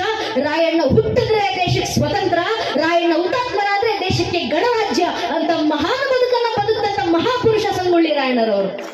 ಅಂತವರ ಆದರ್ಶ ನಮ್ಮ ದೇಶಕ್ಕೆ ಬರಬೇಕು. ಅಂತವರ ಆದರ್ಶ ಮನೆಗಳಿಗೆ ನಮ್ಮ ತಾಯಿಂದ್ರು ಕೊಡಬೇಕು. ಈ ಪರಂಪರೆ ಸಾರ್ಥಕತೆ ಇಂಥದ್ದು. ಅವರ ಆದರ್ಶ ಕೊಟ್ಟಿದ್ದು ಯಾವುದು? ಸಂಘಟಿತರಾಗಿ ಊರನ್ನ ಸಂಘಟಿಸಿದ್ರು. ಒಬ್ಬ ರಾಯಣ್ಣ ನಿಂತು 12,000 ಜನರ ಸೇನೆಯನ್ನು ಮುನ್ನಡೆಸ್ತಿದ್ರು. ಒಬ್ಬ ತಾಯಿ ಕಿತ್ತೂರಿನ ಚೆನ್ನಮ್ಮ ನಿಂತು 19 ಊರುಗಳನ್ನ ಸಂಘಟಿಸಿದ್ರು. ಒಟ್ಟು 1,00,000 ಜನರ ಸೇನೆಯನ್ನು ಕಟ್ಟಿದ್ರು. 1857ರ ಪ್ರಥಮ ಸ್ವತಂತ್ರ ಸಂಗ್ರಾಮವನ್ನ ಇಡೀ ದೇಶ ಮಾಡೋಕು 20 ವರ್ಷಗಳ ಹಿಂದೆ ನಮ್ಮ ಕರ್ನಾಟಕದಲ್ಲಿ ಒಬ್ಬ ಕಿತ್ತೂರಿನ ಚೆನ್ನಮ್ಮ, ಒಬ್ಬ ರಾಯಣ್ಣ ನಿಂತು ಬ್ರಿಟಿಷ್ ವಿರುದ್ಧ ಸಮರವನ್ನ ಸಾರಿದ್ರಲ್ಲ. ಊರುಗಳನ್ನ ಸಮಸ್ತ ಸಂಸ್ಥಾನಗಳನ್ನು ಒಗ್ಗೂಡಿಸಿ, ಅದು ನಮ್ಮ ಇತಿಹಾಸ. ಆ ಸಂಘಟಿತ ಬಲದ ಮೂಲಕ ಕಾಪಾಡಿಕೊಂಡು ಬಂದಂತ ಧರ್ಮ, ಪರಂಪರೆ, ರಾಷ್ಟ್ರ ನಮ್ಮದು. ಒಮ್ಮೆ ಸಂಘಟಿತ ಭಾವ ನಮ್ಮಲ್ಲಿ ಮತ್ತೊಮ್ಮೆ ಮರುಕಳಿಸಿದ್ರೆ, ರಾಯಣ್ಣ ಕೊಟ್ಟಂತ ಆ ಸಂಘಟಿತ ಬಲದ ಆದರ್ಶ ಮತ್ತೊಮ್ಮೆ ನಾವು ಮೈ ಕಾಳಿ ನಿಂತರೆ ದೇಶದಲ್ಲಿ ಎಂಥ ಬದಲಾವಣೆ ಮತ್ತೊಮ್ಮೆ ತರಬಹುದು. ನಾವು ಯೋಚಿಸಿ. ಬಹಳ ಹಿಂದೆ ಬೇಡ, ಕೆಲವು ವರ್ಷಗಳ ಹಿಂದೆ ಪೂಜ್ಯನ ಅಶೋಕ್ ಸಿಂಗಾಲ್ಜಿ ಅವರು ಇದೇ ಕರೆಯನ್ನು ಕೊಟ್ಟಿದ್ರು, ಸಂಘಟಿತರಾಗಿ ಬನ್ನಿ. ಯಾರಿಗೋಸ್ಕರ? ರಾಮರಿಗೋಸ್ಕರ ಸಂಘಟಿತರಾಗಿ ಬನ್ನಿ. अशोक सिंह जो करे करता है रोम रोम में रमे हुए राम के लिए आओ कार सेवको, बनो कार सेवको, मिटो कार सेवको। अगर समय पड़े तो अयोध्या में बहती सरयू नदी को अपने लहू से लाल करना पड़े तो डरो ना कार सेवको। ರೋಮ ರೋಮದಲ್ಲಿ ರಮಿಸಿರುವಂತ ರಾಮರಿಗೋಸ್ಕರ ಬನ್ನಿ ಕಾರ ಸೇವಕರಾಗಿ. ಹಿಂದೂಗಳೇ, ಸಮಯ ಬಂದರೆ ಅಯೋಧ್ಯೆಯಲ್ಲಿ ಹರಿತಾ ಇರುವಂತ ಸರಿವು ನದಿಯನ್ನ ನಿಮ್ಮ ರಕ್ತಗಳ ಕಣಗಳಿಂದ ಕೆಂಪಾಗಿಸುವ ಸಂದರ್ಭ ಬಂದ್ರು ಹಿಂಜರಿದಿರಿ ಕಾರ ಸೇವಕರೇ. ಅಶೋಕ್ ಸಿಂಗಾಲ್ಜಿ ಅವರು ಒಂದು ಕರೆಗೆ ಕೊಟ್ಟು ನನ್ನ ನಿಮ್ಮ ಹಿರಿಯರು ಲಕ್ಷ ಲಕ್ಷ ಸಂಖ್ಯೆಯಲ್ಲಿ ಒಗ್ಗೂಡಿ ಬಂದ್ರಲ್ಲ ರಾಮರ ಕಾರ ಸೇವೆಗೋಸ್ಕರ. ಉತ್ತರದ ಕಾಶ್ಮೀರದಿಂದ ಹಿಡಿದು ದಕ್ಷಿಣದ ಕನ್ಯಾಕುಮಾರಿವರೆಗೂ ರಾಮರ ಕಾರ್ಯಕ್ಕೋಸ್ಕರ ಒಗ್ಗೂಡಿ ಬಂದಂತ ನಮ್ಮ ಕಾರ್ಯಸೇವಕರು, ನಮ್ಮ ಹಿರಿಯರು. ಕಂಕರ್ ಕಂಕರ್ ಶಂಕರ್ ಜಿಸ್ಕಾ ಪ್ರಾಣ ಪ್ರಾಣ ಮೇ ಗೀತಾ है, जीवन की धड़कन रामायण पग पग पर बनी पुनीता है, यदि राम नहीं हो तो श्वासों में जीवन का गट रीता है। नर नार श्री पुरुषोत्तम का हम मंदिर भव्य बनाएंगे, सौगंध राम की गाते हम मंदिर वही बनाएंगे ಅಂತ ಪಣವನ್ನ ಕೊಟ್ಟು ನಮ್ಮ ಪೂರ್ವಿಕರೆಲ್ಲ ಒಗ್ಗಟ್ಟಾಗಿ ಬಂದರು. ಅವರ ಸಂಘಟಿತ ಬಲದ ಪರಿಣಾಮ ಒಮ್ಮೆ ಹಿಂದೂ ಸಮಾಜ ಸಂಘಟಿತವಾಗಿ ಬಂತು. ಪ್ರತಿಫಲ 500 ವರ್ಷಗಳ ಹೋರಾಟದ ನಂತರ, 78ಕ್ಕೂ ಹೆಚ್ಚು ಮಹಾಕದನಗಳ ನಂತರ, ಸುಮಾರು 3.5 ಲಕ್ಷ ಜನ ಹಿಂದೂ ಕಾರ್ಯಸೇವಕರ ಬಲಿದಾನಗಳ ನಂತರ ಇಂದು ನನಸಾಗಿರುವಂತಹ ಶತಮಾನಗಳ ಕನಸು ನಮ್ಮ ಅಯೋಧ್ಯೆಯ ರಾಮರ ರಾಮ ಮಂದಿರ. ಆ ಒಂದು ರಾಮ ಮಂದಿರ ಕಣ್ತುಂಬಿಸಿಕೊಳ್ಬೇಕಂದ್ರೆ ಅದರ ಹಿಂದೆ ಎಷ್ಟು ದೊಡ್ಡ ಸಂಘಟಿತ ಬಲದ ಕಾರ್ಯಪಥ, ಆ ಕಾರ್ಯ ಸಂಚಲನವನ್ನ ನಾವು ಅರ್ಥ ಮಾಡಿಕೊಂಡು ಅದೇ ಕಾರ್ಯಕ್ಕೆ ಕಾರ್ಯನಿಷ್ಠರಾಗಿ ಕಾರ್ಯಬದ್ಧರಾಗಿ ಕರ್ಮಪಥದಲ್ಲಿ ನಾವು ಸಾಗಬೇಕಲ್ವಾ? ಇದೇ ನಮ್ಮ ಭಗವಂತ ನಮಗೆ ಕೊಟ್ಟಂತ ಆದರ್ಶ. ಕೃಷ್ಣ ಹೇಳಿದ್ದೇನು? ಭಗವದ್ಗೀತೆ 2ನೇ ಅಧ್ಯಾಯದ 2ನೇ ಮತ್ತು 3ನೇ ಶ್ಲೋಕದಲ್ಲಿ ಕೃಷ್ಣ ಕರೆ ಕೊಟ್ಟರು. ಕುತಸ್ತ್ವ ಕಶ್ಮಲಮಿದ ವಿಷಮೇ ಸಂಪುತಸ್ಥಂ ಅನಾರಿದುಷ್ಟನ ಸ್ವರ್ಗ ಮಕೃತಿಕರಂ ಅರ್ಜುನ ಕ್ಲೈಭ್ಯಮಸ್ಮಮೋಪಾತ ನೈತದ್ವಿಪಬದ್ಧತೆ ಕ್ಷುದ್ರಮದೆ ದೌರ್ಬಲ್ಯಂ ತೆಕ್ತೋತಿಷ್ಠ ಪರಂತಪ ಅರ್ಜುನ. ಸಿದ್ಧನಾಗು ಧರ್ಮ ಕಾರ್ಯಕ್ಕೋಸ್ಕರ. ಇದೇ ಉಪನಿಷತ್ಗಳ ಕರೆ. ಕುರ್ವನ್ನೇವಹ ಕರ್ಮಾಣಿ ಜಿಜಿ ವಿಶೇಷದ ಗುಂಸಮಃ. 100 ವರ್ಷ ಮಾನವ ಜಗತ್ತಿನಲ್ಲಿ ಬದುಕಿರಬೇಕು. ಹೇಗೆ ಬದುಕಬೇಕು? 100 ವರ್ಷ ಧರ್ಮ ಕಾರ್ಯವನ್ನೇ ಮಾಡ್ತಾ ಬದುಕಬೇಕು. ಅದು ಸಾರ್ಥಕ 100 ವರ್ಷದ ಜೀವನ. ಧರ್ಮದ ಕೆಲಸವನ್ನ ಮಾಡ್ತಾ ಬದುಕಿ. ಧರ್ಮದ ಕೆಲಸ ಮಾಡೋದಂದ್ರೆ ಏನು? ರಾಮ ಮಂದಿರ ನಿರ್ಮಾಣ ಆಯ್ತು, ಧರ್ಮ ಕಾರ್ಯ. ಅಲ್ಲಿಗೆ ಧರ್ಮ ಕಾರ್ಯ ಸ್ತಬ್ಧವಾಗಲಿಲ್ಲ. ಮಂದಿರ ಕಟ್ಟದಲ್ಲ ಅಂತ ಸುಮ್ಮನೆ ಆಗೋದಿಲ್ಲ. ಇನ್ನೂ ಧರ್ಮ ಕಾರ್ಯಗಳು ಬಾಕಿ ಇದ್ದಾವೆ. ಯಾವುದು? ಸಂಘದ ಹಿರಿಯರು ಹೇಳ್ತಾರೆ, ರಾಮ ಮಂದಿರ ಕಟ್ಟಿದ್ದಾಯ್ತು, ಮುಂದೆ ಭಾರತ ಕ ಪ್ರತ್ಯೇಕ ಗರ್ ಅಯೋಧ್ಯ ಬನಾಯಂಗೆ. ಭಾರತದ ಮನೆಗಳನ್ನು ಅಯೋಧ್ಯೆಯನ್ನಾಗಿಸೋದು ನಮ್ಮ ಮುಂದಿನ ಗುರಿ. ಮನೆ ಅಯೋಧ್ಯೆ ಆಗೋದಂದ್ರೇನು? ಮನೆಯಲ್ಲಿ ಒಂದೊಂದು ಮಗು ರಾಮರ ಆದರ್ಶದಲ್ಲಿ ಬೆಳೆದು ಬರೋದು, ಸೀತಾಮಾತ ಆದರ್ಶದಲ್ಲಿ ಬೆಳೆದು ಬರೋದು. ಅದಕ್ಕೆ ಹಿರಿಯರು ಹೇಳಿದ್ದು, ಚಂದನ್ನೇ ಸೆ ದೇಶ್ ಕಿ ಮಿಟ್ಟಿ ನದಿ ನದಿಯ ಗಂಗಾ ಹೇ, ಹರ್ ಬಾಲಾ ದೇವಿ ಕಿ ಪ್ರತಿಮಾ ಬಚ್ಚಾ ಬಚ್ಚಾ ರಾಮ ಹೇ. ಈ ಮಣ್ಣಿನಲ್ಲಿ ಹುಟ್ಟುವಂತ ಒಂದೊಂದು ಮಗು ರಾಮರ ಆದರ್ಶ, ಸೀತಾಮಾತೆ ಆದರ್ಶ. ಆ ಆದರ್ಶದಲ್ಲೇ ಮಕ್ಕಳನ್ನ ಬೆಳೆಸಬೇಕು. ಯಾರು ಬೆಳೆಸ್ತಾರ ಆದರ್ಶದಲ್ಲಿ ಮಕ್ಕಳನ್ನ? ತಾಯಂದಿರೇ ಬೆಳೆಸಬೇಕು. ಯಾಕೆ ತಾಯಂದಿರೇ ಬೆಳೆಸಬೇಕು? ಮನುಸ್ಮೃತಿ 6ನೇ ಅಧ್ಯಾಯದಲ್ಲಿ ಮನು ಹೇಳುವಂತ ಮಾತು, ಉಪಾಧ್ಯಾಯ ದಶಾಚಾರ್ಯ ಆಚಾರ್ಯಷ್ಟಂ ಪಿತಾನ್ ಸಹಸ್ರತು ಪಿತಾನ್ ಮಾತ ಗೌರವೇನ ತಿರಿಚ್ಯತೆ. ಅರ್ಥಾತ್ 10 ಜನ ಉಪಾಧ್ಯಾಯರಿಗೆ ಒಬ್ಬ ಉಪನ್ಯಾಸಕ ಆಚಾರ್ಯ ಸಮ. ಅಂತ 100 ಜನ ಆಚಾರ್ಯರಿಗೆ ಒಬ್ಬ ತಂದೆ ಸಮ, ಅಂತ 1000 ಜನ ತಂದೆಯಂದರು ಮಾಡುವಂತ ಪಾಠಕ್ಕೆ ಒಬ್ಬ ತಾಯಿ ಮಾಡುವಂತ ಪಾಠ ಸಮ ಅಂತ ಮನುಸ್ಮೃತಿನಲ್ಲಿ ಮನು ಬರೆದಂತ ಮಾತು. ಒಬ್ಬ ತಾಯಿ ಮಗುವಿಗೆ ಕೊಡುವಂತ ವಿದ್ಯೆ ಇದೆಯಲ್ಲ, ಬೇರೆಲ್ಲ ಜಗತ್ತಿನ ವಿದ್ಯೆಯನ್ನ ಮೀರಿದ್ದು. ಅಂತ ತಾಯಿಯಂದರು ಜಾಗೃತರಾಗಿ ಮಕ್ಕಳಿಗೆ ಆದರ್ಶವನ್ನ ಕೊಡಿ. ಈ ತಾಯಿಯಂದರು ಈ ಧರ್ಮವನ್ನ ಸಂರಕ್ಷಣೆ ಮಾಡಿಕೊಂಡು ಬಂದಿದ್ದಿಂದಾನೆ, ಮಕ್ಕಳಿಗೆ ಆದರ್ಶಗಳು ಕೊಟ್ಟಿದ್ದಿಂದಾನೆ ನಮ್ಮ ಸಂಸ್ಕೃತಿ ಉಳಿದಿರೋದು. ಪರಮ ಪೂಜ್ಯರು ಹೇಳಿದ್ರಲ್ಲ, ನಮ್ಮ ದೇವಸ್ಥಾನಗಳನ್ನ ನಾಶ ಮಾಡಿದ್ರು ದಾಡಿಕೋರರು, ಧರ್ಮ ನಾಶ ಮಾಡ್ಲಿಕ್ಕಾಗ್ಲಿಲ್ಲ. ಯಾಕೆ ಗೊತ್ತೇ? ನಮ್ಮ ದೇವಸ್ಥಾನಗಳನ್ನ ನಾಶ ಮಾಡಿರ್ಬೋದು, ಗೋರಿ ಗಸನಿ ಅಂತವ್ರು ಬಂದ್ರು, ನಮ್ಮ ರಾಮರ ಮಂದಿರವನ್ನ ಭಗ್ನಗೊಳಿಸಿದ್ರು. ರಾಮ ಮಂದಿರ ನಾಶವಾದ್ರೇನು? ನಮ್ಮ ತಾಯಿಂದ್ರು 500 ವರ್ಷಗಳ ಕಾಲ ಮನೆಗಳಲ್ಲೂ ಮಕ್ಕಳಿಗೆ ರಾಮರ ಹೆಸರನ್ನ ಇಟ್ಕೊಂಡು ಬಂದ್ರು. ಮನೆಯಲ್ಲಿ 2 ಅಣ್ಣ ತಮ್ಮಂದಿರು ಹುಟ್ಟಿದ್ರೆ ಮಕ್ಕಳಿಗೆ ರಾಮ ಲಕ್ಷ್ಮಣ ಅಂತ ಹೆಸರನ್ನ ಕೊಟ್ಟು, ರಾಮ ಲಕ್ಷ್ಮಣನಂತೆ ಬದುಕಿ ತೋರಿಸ್ಬೇಕಪ್ಪ ನೀನು ಅಂತ ಮಕ್ಕಳಿಗೆ ಆದರ್ಶ ಕೊಟ್ರು. ಮನ್ನಲ್ಲಿ ಹೆಣ್ಣು ಮಕ್ಕಳು ಹುಟ್ಟಿದ್ರೆ ಗೌರಿ ಅಂತ ಹೆಸರಿಟ್ರು, ಲಕ್ಷ್ಮಿ ಅಂತ ಹೆಸರಿಟ್ಟು, ಸೀತೆ ಅಂತ ಹೆಸರಿಟ್ರು, ಮೈಥಿಲಿ ಅಂತ ಹೆಸರನ್ನ ಇಟ್ರು. ಯಾಕೆ? ಜಾನಕಿ ಅಂತ ಹೆಸರನ್ನ ಕೊಟ್ರು. ಆ ಒಂದು ಹೆಸರನ್ನ ಇಡುವ ಮೂಲಕ ತಾಯಿಂದ್ರು ರಾಮಾಯಣದ ಮಹಾಭಾರತದ ಪರಂಪರೆಯ ಮನೆಗಳಲ್ಲಿ ಉಳಿಸ್ಕೊಂಡು ಬರುವಂತ ಪ್ರಯತ್ನ ಮಾಡಿದ್ರು. ದೇವರ ದೇವಸ್ಥಾನ ಇಲ್ಲ ಅಂದ್ರೇನು? ದೇವರಿಗೋಸ್ಕರ ನಮ್ಮ ಮನಸ್ಸಲ್ಲಿ ಭಕ್ತಿ ಇದೆಯಲ್ಲ, ಭಜನೆ ಹಾಡುವಂತ ಭಜನೆ ಹಾಡಿಸಿದ್ರು. ಇವತ್ತಿಗೂ ನಮ್ಮ ಹಿರಿಯರು ಹಣೆಗೆ ಭಂಡಾರವನ್ನ ತೊಟ್ಟು ಪಂಡರೀಪುರಕ್ಕೆ ಹೋಗ್ತಾರೆ ಪಾಂಡುರಂಗನ ದರ್ಶನವನ್ನ ಮಾಡಿ ಬರ್ಲಿಕ್ಕೆ. ಯೋಚನೆ ಮಾಡಿ, ಪ್ರತಿ ವರ್ಷ ಲಕ್ಷ ಜನ ಕಾಲ್ನಡಿಗೆಯಲ್ಲಿ ಪಾಂಡುರಂಗನ ದರ್ಶನ ಮಾಡ್ಲಿಕ್ಕೆ ಹೋಗ್ತಾರೆ. ದೇವಸ್ಥಾನಕ್ಕೆ ಹೋಗಬೇಕಾದ್ರೆ ವಿಠಲನ ದರ್ಶನ ಮಾಡ್ಲಿಕ್ಕೆ ನಮ್ಮ ಪೂರ್ವಿಕರು ನಮ್ಗೇನಾದ್ರೂ ನೀಲಲ್ಲಿ ನಕ್ಷೆ ಬರೆದು ಕೊಟ್ಟಿದ್ರ ಇದೇ ಹಾದಿನಲ್ಲಿ ಹೋಗಬೇಕು, ಇಷ್ಟೇ ಜನ ಹೋಗಬೇಕು ಅಂತ? ಇಲ್ಲ. ನಮಗೆ ಯಾರು ಏನು ಹೇಳಿಕೊಡುವಂತ, ನಕ್ಷೆ ಬರೆದು ಕೊಡುವಂತ ಅವಶ್ಯಕತೆ ನಮ್ಗೆ ಬೀಳಲಿಲ್ಲ. ನಮಗೆ ಇಷ್ಟೇ ಜನ ಹೋಗಬೇಕು, ಇದೇ ಪದ್ಧತಿಯಲ್ಲಿ ಹೋಗಬೇಕು, ಇದೇ ಮಾರ್ಗದಲ್ಲಿ ಹೋಗಬೇಕು, ಯಾರು ಹೇಳ್ಕೊಡುವ ಅವಶ್ಯಕತೆ ಬರಲಿಲ್ಲ. ನಮ್ಗೆ ಭಜನೆಗಳು ಸಾಕಾದ್ವು. ಮನೆಗಳಲ್ಲಿ ಮಗು ಹುಟ್ಟಿದಾಗಿಂದ ಸಾಯುವವರೆಗೂ ಮನೆಗಳಲ್ಲಿ ಭಜನೆ ಹಾಡ್ತಿದ್ರಲ್ಲ, ಮಾಜಾ ಮಡಿಲಾಂಚಿ ಮೀರಾಜಿಗ ದೇವ ತುಜಿ ಚರಣ ಸೇವಾ ಪಾಂಡುರಂಗ ಅಂತ ಹಾಡ್ತಾ ಭಜನೆ ಹೇಳಿಸಿ ಆ ವಿಠಲನ ಪರವಾಗಿರುವಂತ ಭಕ್ತಿ ನಮ್ಮ ಮಕ್ಕಳಲ್ಲಿ ತುಂಬಿಸಿದ್ರು. ಪರಿಣಾಮ ಪ್ರತಿ ವರ್ಷ ಸಾಯುವವರೆಗೂ ನಮ್ಮ ಜನರು ಇವತ್ತಿಗೂ ವಿಠಲನ ದರ್ಶನ ಮಾಡ್ಲಿಕ್ಕೆ ದೇವಸ್ಥಾನಗಳಿಗೆ ಹೋಗ್ತಾರೆ. ಆ ಭಜನೆಗಳು ಮಕ್ಕಳಲ್ಲಿ ಬೀರುವಂತ ಧರ್ಮದ ಉಪದೇಶ ಅಂತದ್ದು. ಆ ಧರ್ಮದ ಉಪದೇಶವನ್ನ ಮಕ್ಕಳಿಗೆ ಮಾಡಿ, ಅಂದು ಕುರುಕ್ಷೇತ್ರ ರಣರಂಗದಲ್ಲಿ ಕಣ್ಣೀರಿಟ್ಟಿದ್ದಾರು ಅರ್ಜುನ, ಉಪದೇಶ ಮಾಡಿದ್ದಾರು ಶ್ರೀಕೃಷ್ಣ ಪರಮಾತ್ಮ. ಉಪಯೋಗ ಆಗಿದ್ದಾರಿಗೆ ನಮಗೆ. ನಮ್ಮನಲ್ಲಿ ಭಗವದ್ಗೀತಾ ಪುಸ್ತಕ ಇದೆ, ಅದನ್ನು ಮಕ್ಕಳಿಗೆ ಬೋಧನೆ ಮಾಡೋಣ. ಅಂದು ಕಣ್ಣೀರಿಟ್ಟಿದ್ದಾರು ಶ್ರೀರಾಮಚಂದ್ರರು, ಉಪದೇಶ ಮಾಡಿದ್ದರು ವಶಿಷ್ಠರು. ಉಪಯೋಗ ಆಗಿದ್ದಾರಿಗೆ ನಮಗೆ. ನಮ್ಮನಲ್ಲಿ ಯೋಗ ವಿಶಿಷ್ಟ ಗ್ರಂಥ ಇದೆ, ಅದನ್ನು ಮಕ್ಕಳಿಗೆ ಬೋಧನೆ ಮಾಡೋಣ. ಅಂದು ಕಣ್ಣೀರಿಟ್ಟಿದ್ದಾರೆ ಪುಟ್ಟ ಹುಡುಗ ನಚಿಕೇತ, ಉಪದೇಶ ಮಾಡಿದ್ದಾರೆ ಪುತ್ತು ಯಮಧರ್ಮರಾಯ. ಉಪಯೋಗ ಆಗಿದ್ದಾರಿಗೆ ನಮಗೆ. ನಮ್ಮನ್ನ ಕಠೋಪನಿಷತ್ತಿದೆ, ಅದನ್ನು ಮಕ್ಕಳಿಗೆ ಬೋಧನೆ ಮಾಡೋಣ. ಅಂದು ಕಣ್ಣೀರಿಟ್ಟಿದ್ದಾರೆ ನಮ್ಮೆಲ್ಲರ ಹಿರಿಯ ಸ್ವಯಂ ಭೂಮನು, ಉಪದೇಶ ಮಾಡಿದ್ದಾರೆ ಯಜ್ಞನಾಮಕ ಭಗವಂತ ದರ್ಶನ ಕೊಟ್ಟು. ಉಪಯೋಗ ಆಗಿದ್ದಾರಿಗೆ ನಮಗೆ. ನಮ್ಮಲ್ಲಿ ಈಶಾವಾಸ್ಯ ಉಪನಿಷತ್ತಿದೆ, ಯಾಜ್ಞೇಯ ಮಂತ್ರ ಉಪನಿಷತ್ತಿದೆ, ಅದನ್ನು ಮಕ್ಕಳಿಗೆ ಬೋಧನೆ ಮಾಡೋಣ. ಇದೇ ಅಲ್ವಾ ಧರ್ಮ ಬೋಧನೆ? ಇಷ್ಟು ಧರ್ಮ ಬೋಧನೆ ಮನೆ ಒಂದೊಂದು ಮಗುವಿಗೆ ಮಾಡಿ. ನಿಮ್ಗೆ ಸಾಧ್ಯವಾದರೆ ವೇದಗಳ ಉಪದೇಶವನ್ನ ಮಾಡಿ, ಉಪನಿಷತ್ತುಗಳನ್ನ ಹೇಳ್ಕೊಡಿ, ಪುರಾಣಗಳನ್ನ ಹೇಳ್ಕೊಡಿ. ಆಗ್ಲಿಲ್ವಾ ಧರ್ಮದ ಕಥೆಗಳನ್ನು ಹಿರಿಯರು ಹೇಳ್ತಾರಲ್ಲ, ಅದನ್ನು ಮುಂದಿನ ಪೀಳಿಗೆ ತಿಳಿಸಿ. ಅದು ಆಗ್ಲಿಲ್ವಾ ಭಜನೆಗಳನ್ನ ಹೇಳಿಸಿ. ಅದು ಆಗ್ಲಿಲ್ವಾ ಕನಿಷ್ಠ ಪಕ್ಷ ತನದ ಪರಿಚಯವನ್ನ ಮಗುವಿಗೆ ಮಾಡಿಕೊಡಿ. ಮಗು ಹುಟ್ಟದಾಗಿಂದ ಎಲ್ಲರೂ ಪರಿಚಯ ಮಾಡ್ಕೊಡ್ತೀವಿ ಮಗುವಿಗೆ. ಇವ್ರು ನೋಡಿ, ಇವ್ರು ನಿನ್ ಚಿಕ್ಕಮ್ಮ, ಇವ್ರು ನಿನ್ನ ಚಿಕ್ಕಪ್ಪ, ಇವ್ರು ನಿನ್ ದೊಡ್ಡಮ್ಮ, ಇವ್ರು ನಿನ್ ದೊಡ್ಡಪ್ಪ, ಇವ್ರು ನಿನ್ನ ಅತ್ತೆ, ಇವ್ರು ನಿನ್ನ ಮಾವ, ಎಲ್ಲರ ಪರಿಚಯ ಮಾಡ್ಕೊಡ್ತೀವಿ. ಯಾವತ್ತಾದ್ರೂ ಕೂತು ಮಗುವಿಗೆ ತನ್ನ ಪರಿಚಯವನ್ನ ಮಾಡ್ಕೊಟ್ಟಿದ್ದೀವ? ನೀನ್ ಯಾರು ಅಂತ ಕೇಳಿದಾಗ ಮಗುವಿನ ಬಾಯಿನಲ್ಲಿ ಬರಬೇಕಾದಂತ ಉತ್ತರ ಯಾವುದು? ಮಗುವಿನ ಪರಿಚಯ ಯಾವುದು? ಹಿಂದೂ ಧರ್ಮದಲ್ಲಿ ಹುಟ್ಟುವಂತ ಹಿಂದೂ ಮಗುವಿನ ಪರಿಚಯ ಯಾವುದು? ಪೂಜ್ಯ ಅಟಲ್ ಬಿಹಾರಿ ವಾಜಪೇಯಿ ಅವರು ಬರೆದು ಕೊಟ್ಟಂತ ಹಿಂದೂಗಳ ಪರಿಚಯ. ಮೇ ಶಂಕರ್ ಕಾ ವಹ ಕ್ರೋಧ ಲಲ್ಲಕರ್ ಸಗತಾಜ್ ಕೋ ಕ್ಷಾರ ಮೇ ಡಮ್ರು ಕಾ ವಹ ಪ್ರಳಯ ಖಾರ್ದನಿ ಜಿಸ್ಮೇ ನಶದ ಭೀಷಣ ಸಂಹಾರ ಮೇ ಮಾ ದುರ್गा का उन्मत्तहास मैं मां काली का शस्त्राभ्यास मैं यम की प्रलयंकारी पुकार अगर अंतरतम की अग्नि से जगती में आग लगा दूं मैं यदि धड़क उठे जड़ स्थलांबर जड़ छेदन तो कैसा विस्मय हिंदू तन मन हिंदू जीवन रग रग हिंदू मेरा परिचय ಅಂತ ಅಟಲ್ ಬಿಹಾರಿ ವಾಜಪೇಯಿ ಅವರು ಹೇಳಿದ್ರಲ್ಲ, ಅದು ಹಿಂದೂಗಳ ಪರಿಚಯ. ಆ ಪರಿಚಯ ಮನೆ ಒಂದೊಂದು ಮಗುವಿಗೆ ಹಿಂದೂಗಳ ಮಾಡಿಕೊಟ್ಟಾಗ ಹಿಂದುತ್ವ ಜಾಗೃತಿ ಆಗೋದು. ಆ ಹಿಂದುತ್ವದ ಜಾಗೃತಿ ದೇಶದಲ್ಲಿ ಬೇಕು.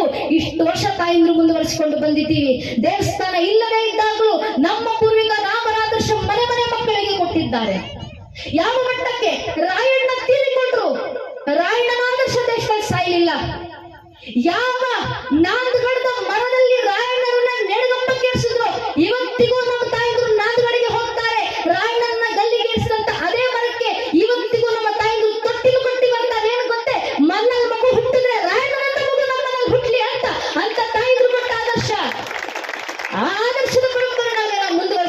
ಬರೋದು. ಅಂಥ ಮಕ್ಕಳು ಮನ್ನಲ್ಲಿ ಹುಟ್ಟಬೇಕು. ನಮ್ಮ ಶಾಸ್ತ್ರಕಾರರ ಮಾತು, ವರಂ ಮೇಕಂ ಗುಡಿ ಪುತ್ರೋ ನ ಚಮುರ್ಗ ಶತೈರಪಿ. ಧರ್ಮ ರಕ್ಷಣೆ ಆಗಬೇಕಂದ್ರೆ ಮನ್ನಲ್ಲಿ 20 ಜನ ಮಕ್ಕಳು ಬೇಕಾಗಿಲ್ಲ. ಒಂದೊಂದು ಹಿಂದೂ ಮಗು ಮನ್ನಲ್ಲಿ ಇದೆಯಲ್ಲ, ಒಂದೊಂದು ಹಿಂದೂ ಮಗುವನ್ನ ನೈಜ ಹಿಂದೂವಾಗಿ ತಯಾರು ಮಾಡಿ ಸಾಕು.